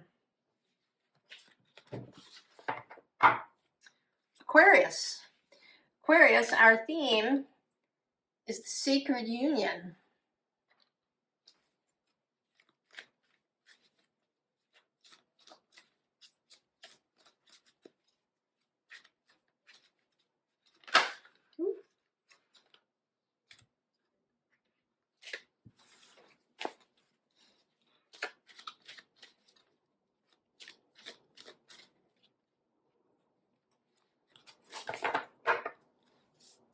Oh, there she is. The Queen of the Moon. Sovereignty. Looks on the underside. Gratitude. Release. Well, another major theme besides the sacred union is this releasing.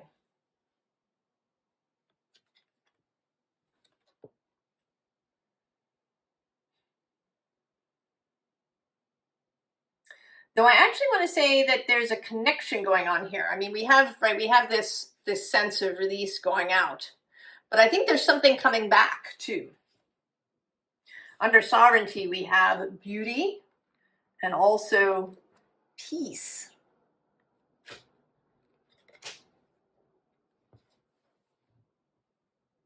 I think that this release also allows something to come back, and this was true for Leo, and you're across the way. That the shedding resistance, shedding armor, shedding all of these things, also allows something to come in that's been waiting to come in.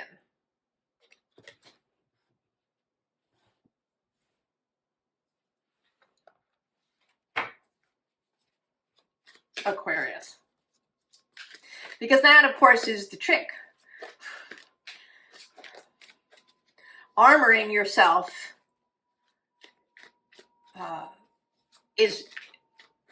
doesn't really, it doesn't allow anything in.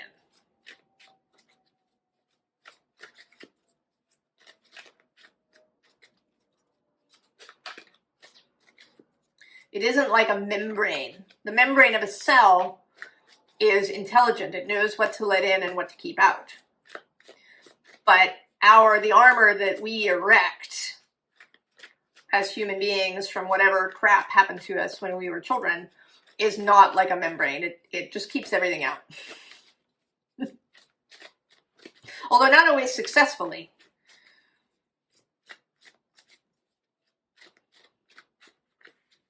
because we're also keeping things in. So though we may be armoring ourselves against heartbreak, that heartbreak is still inside and it can't get out.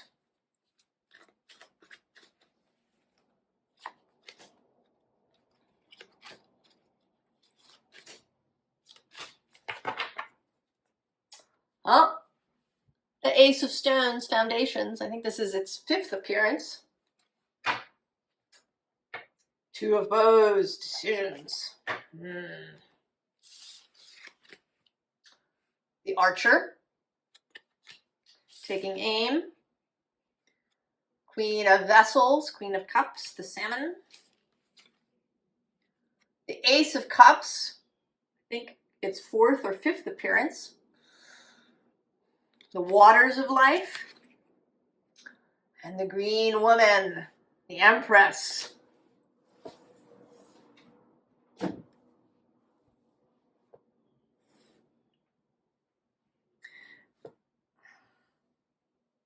Right, the releasing of the arrow.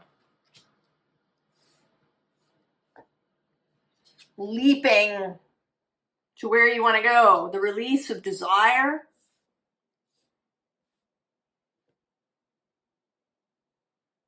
And here, opening yourself up to creation. To whatever this new thing is. Oh, yeah, there's the Queen of Stones under there, and the counterpart, the Green Man. And I see the 6 of Arrows, this journey. And in fact, the 8 of Stones with skill.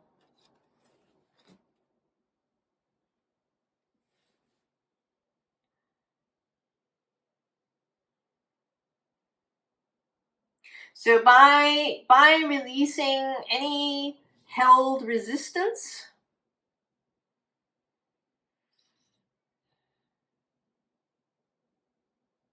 any need to be cool or sophisticated. Why, what's the thing now? To not be cringe. You're not supposed to be cringe. Not giving a crap about whether something is cringe or not. There is a big theme here too to becoming indifferent to the peanut gallery. And I want to say that's another sort of idea with the Sacred Union.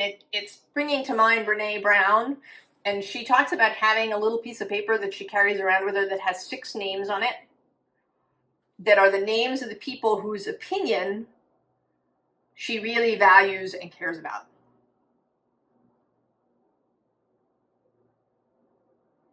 These 6 people, probably her husband and children, and then, good friends, are the people whose opinion she really values.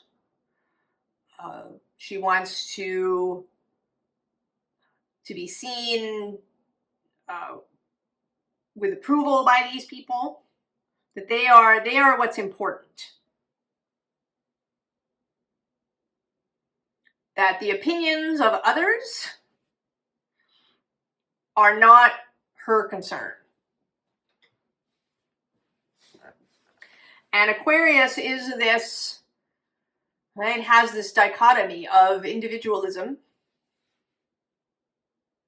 of knowing the self, but also the community, and how these two things can work together.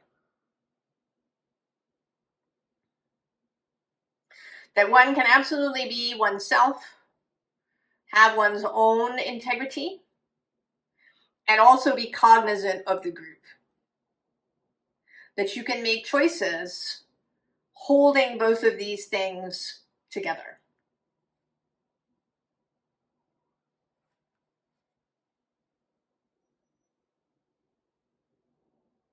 And it's the willingness to let the arrow go,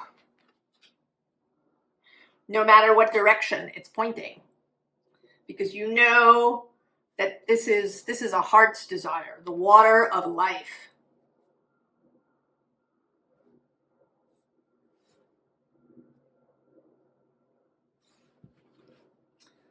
So the before and then the after. What comes then, Aquarius?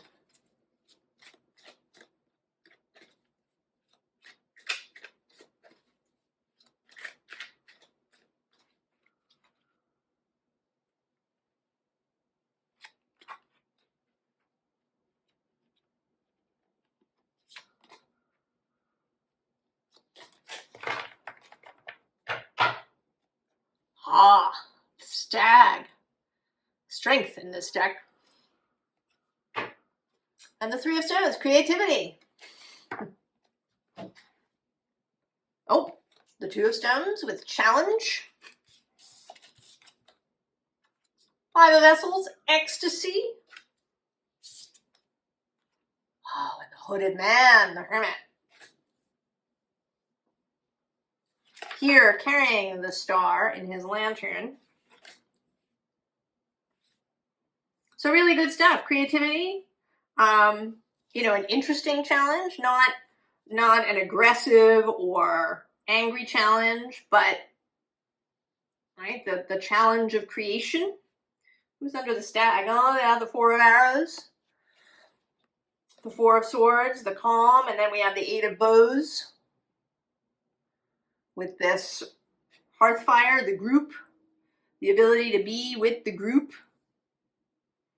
but also to be yourself, to keep your own counsel, that you have this strength. The strength of the stag, the strength of your own convictions that come right through the heart from this Libra sacred union moon.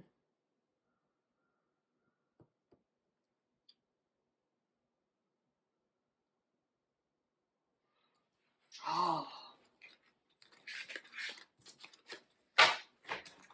Aquarius. These readings have been so beautiful. Pisces. Pisces. Our theme is a sacred union.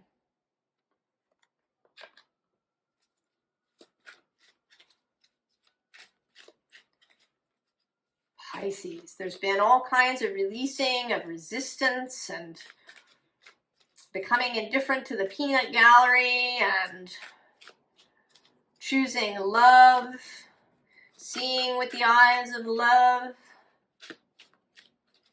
coming into balance, coming into union.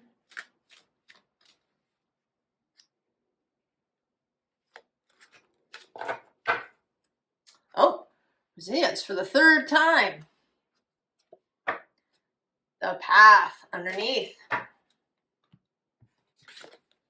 And there she is also, I think, for the third or maybe the fourth time. I'm not sure now. The Queen of the Moon herself. She came out for Gemini, interestingly, in this position.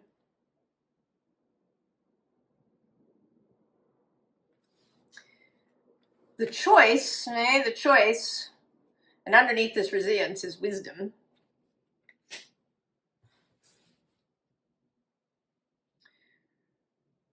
Right, the choice to be like this rather than like this.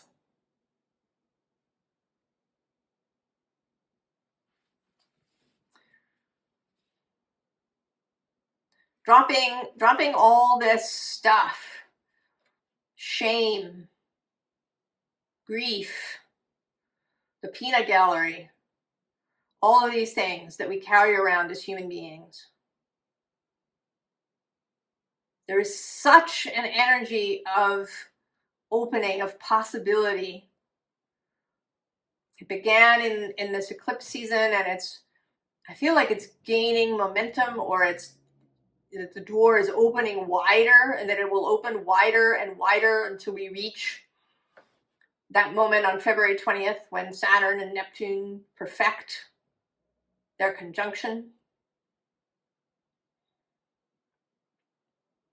Venus, I think, will actually be in Pisces at that moment.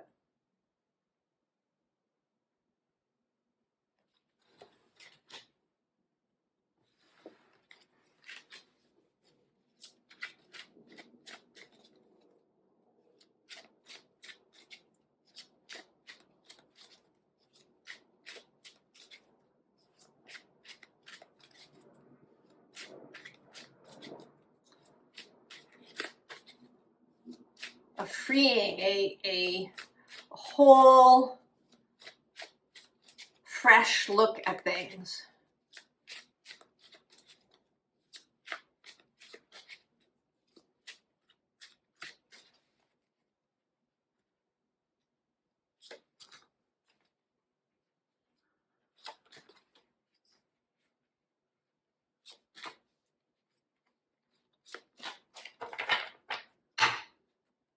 Ah.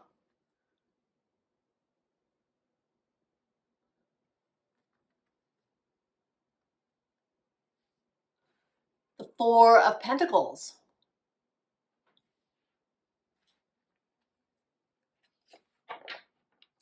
There's that load at the bottom.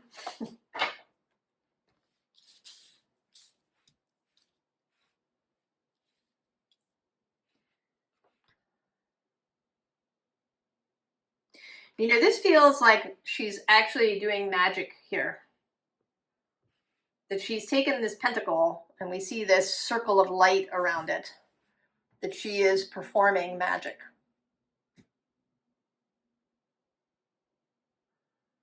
With this pentacle.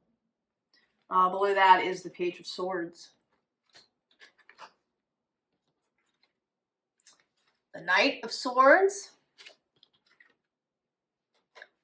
The Nine of Cups. The King of Wands. And the Five of Wands.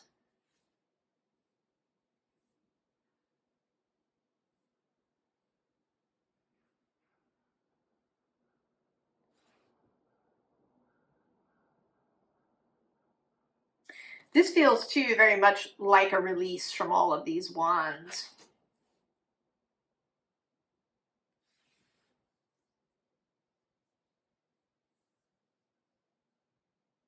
And even, you know, these two cards are, the Knight of Swords is feeling like the peanut gallery. You know, it's not even, there's not even a person there in this card. All of the voices online, the voices of people who aren't really connected to you in any way.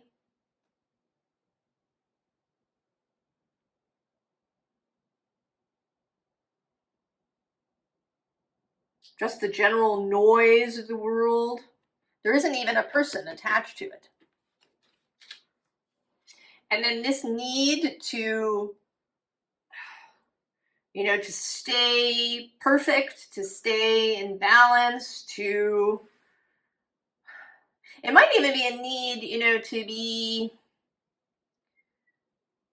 emotionally self-sufficient, to be a low maintenance person.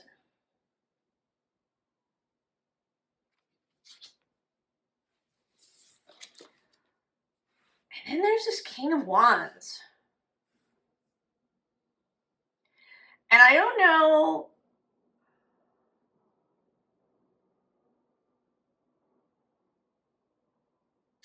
he's a little confusing to me, actually. Your reading is a little bit the most cryptic, kind of because of him.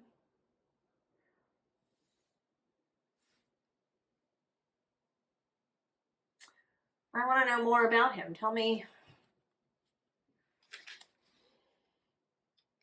A person, an energy, the energy somehow of this moon.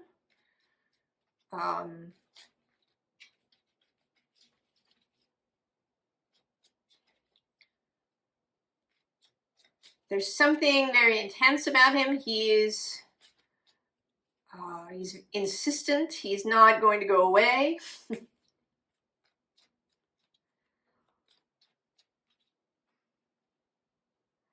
You know, it's making me think now a little bit of this Chinese film about Judge Dee. And I can't remember the name of it. It's about a staff that's really powerful, and there's a whole thing, and there's these two characters, one of whom is kind of she starts out in the villain camp, but she changes sides. And she's very aggressive. She's very resistant to being helped. And she's injured. And the character, who's a doctor, wants to help her. And initially she's, you know, sort of snarling and doesn't want his help, and she's, you know, shoving him away, but he persists. And that's, right, that is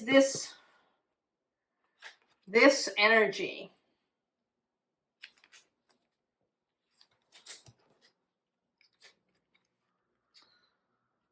Oh.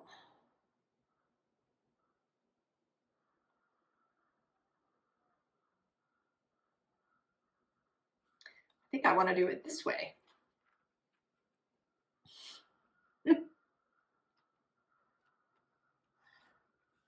Or do I?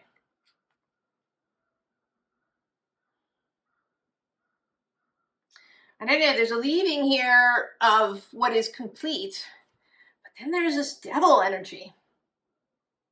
And maybe for once, the devil has come out a number of times.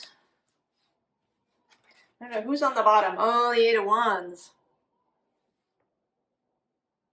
I want to say that this devil is not what he appears to be. And maybe that's why he's confusing. Maybe this King of Wands is either a person or an idea that seems devilish, that is calling to you to do what you think is wrong in some way, but it's actually going to break you out.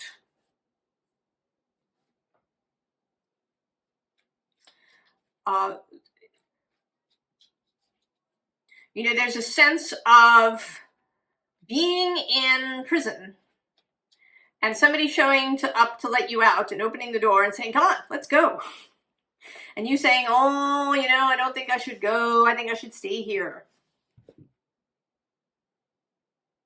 You know, I hadn't really noticed until this moment. I mean, I've noticed it before, but on this occasion, he's got this flower here. I think this is either a person or an idea that comes to you. And initially, you are inclined, also here with this Four of Pentacles, to resist. Right? You want to keep this equilibrium. You've got yourself balanced, and this seems like it's just going to upset the apple cart.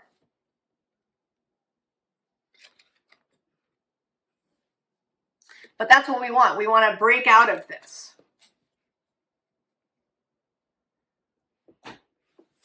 Oh, no, I'm going to leave these here.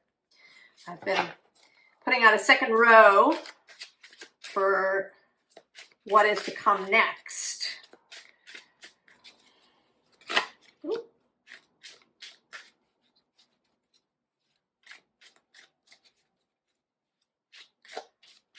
So there is some way. I mean, I'm almost feeling here too that she's very static. It may be that you feel like you've got everything, you know, not even that you're necessarily in prison as such, but that you've got everything kind of, it's like, okay. There's been no catastrophes. There's been no emergencies. You're kind of holding it together. And this King of Wands and his idea, his suggestion, his mere presence possibly, is making you feel like everything is just going to tumble.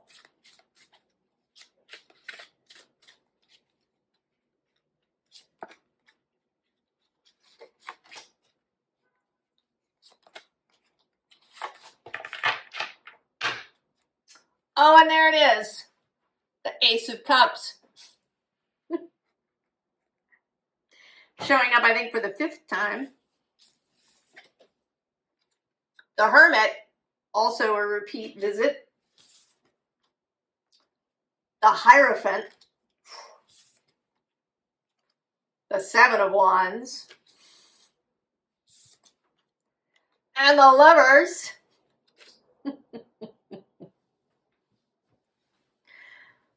Pisces.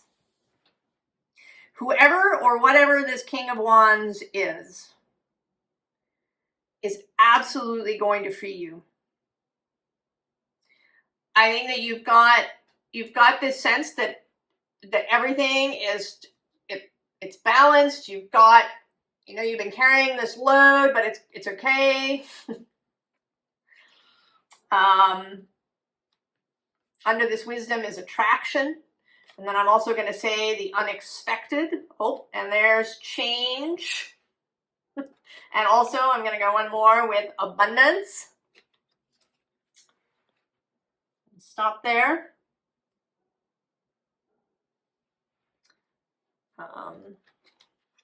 Oh, and on the bottom of this is judgment. And who's under the Ace of Cups? The Fool. Oh, and there she is, the Empress. Pisces.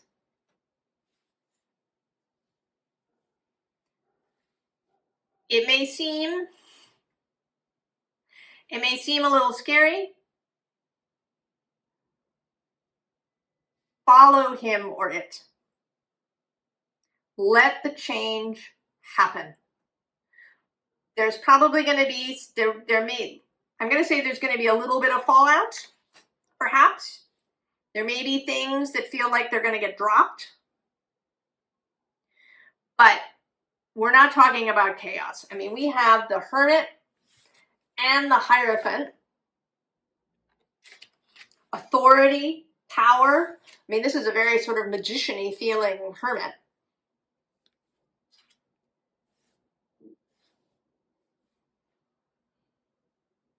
It kind of feels like he's not even following his lantern, but that he's taking the star in the lantern and bringing it into reality.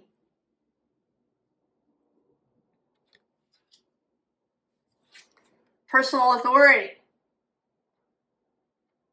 Your own value system, your beliefs. Courage.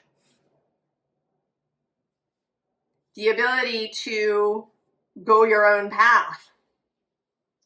Again, regardless of what the peanut gallery says.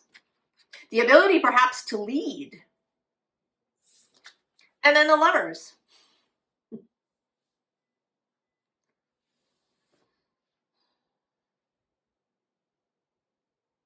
That ability to choose from love rather than fear. To choose what is expansive. To move with personal sovereignty rather than, you know, having to keep this cup balanced on your head. Allow this King of Wands, whatever the person or the idea is that's saying, hey, let's go do this. Even if it seems taboo or like it's going to turn over the apple cart, the advice here is to follow the inspiration. Because it's coming from this heart space.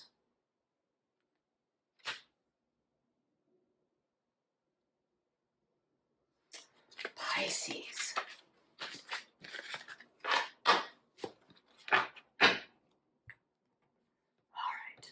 Well, we're going to do a collective because we like to do that. If you, I don't know, if you come here first, our theme is the sacred union. There have also been themes of release and joy and creativity and ignoring the peanut gallery.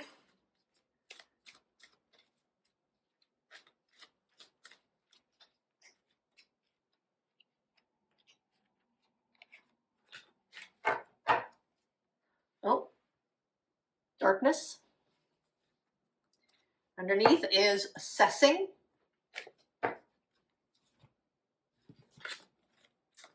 Will. Oh.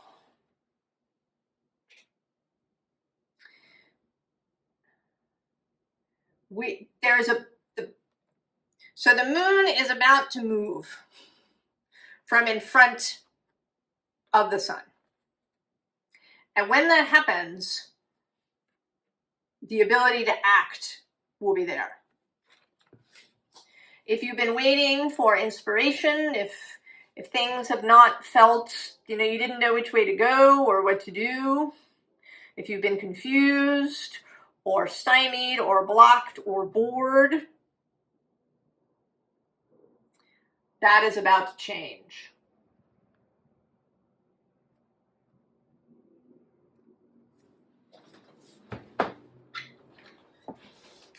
That is about to change.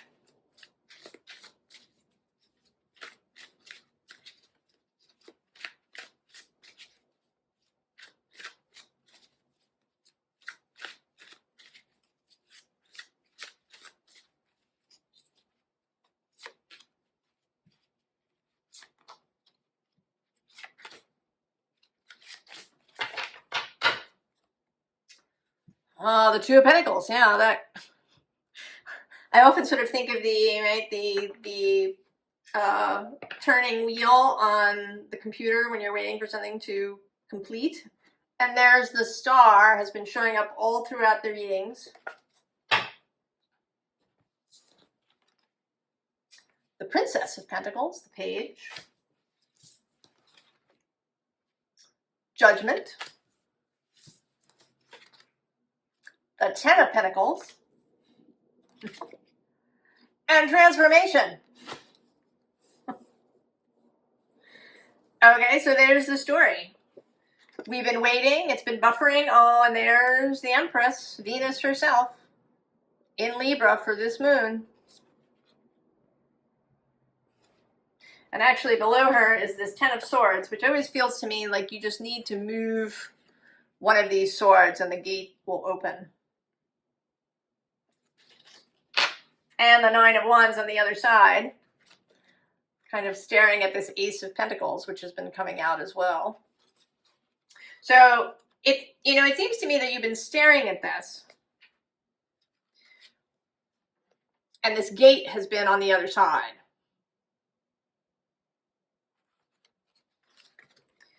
And Venus, and I think this moon, is going to open this gate. And then the buffering ends, and we have the pentacle. We have the direction that we want to go. And then we make the commitment. We are sent on our quest, right? To this, right? To this new, I want to say this new society, right? That is a transformation.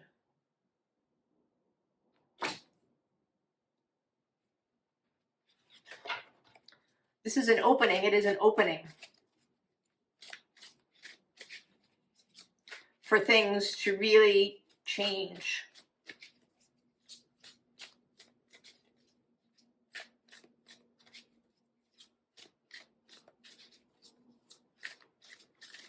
And there's a willingness and a dedication to the path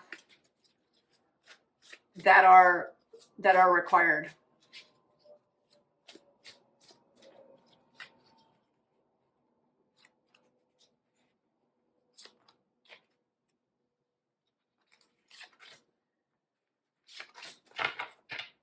And then, oh, Eight of Swords, interesting. Temptation on the bottom. Four of Pentacles. Oppression. The Eight of Wands. And the Three of Cups. Okay. So then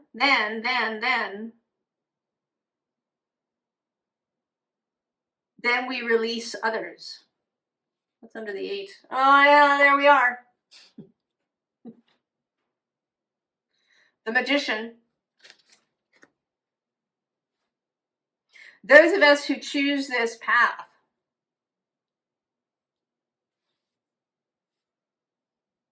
will then be here to release others.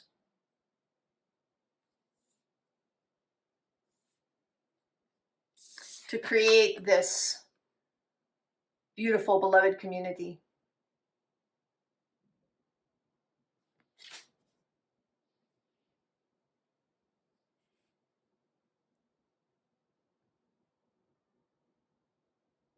And that what we, that it actually isn't so much about will as it is about willingness and dedication and devotion to the way, to this way of love, this way of Venus, this way of the sacred union.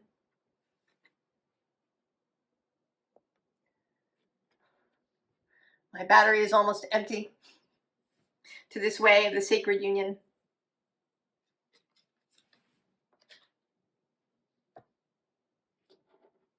This is our challenge and our call. And I hope that you will take it up. I mean, just looking at all the bottoms of the decks that have come out. Justice, the Star, 3 different times, the Initiation, the Ace of Cups, twice, the Lovers, twice, Transformation, the Queen of Pentacles, the 10 of Cups. All of this is available. And our invitation is here. I hope that you accept. I wish you all the very, very best. And I will see you. So long.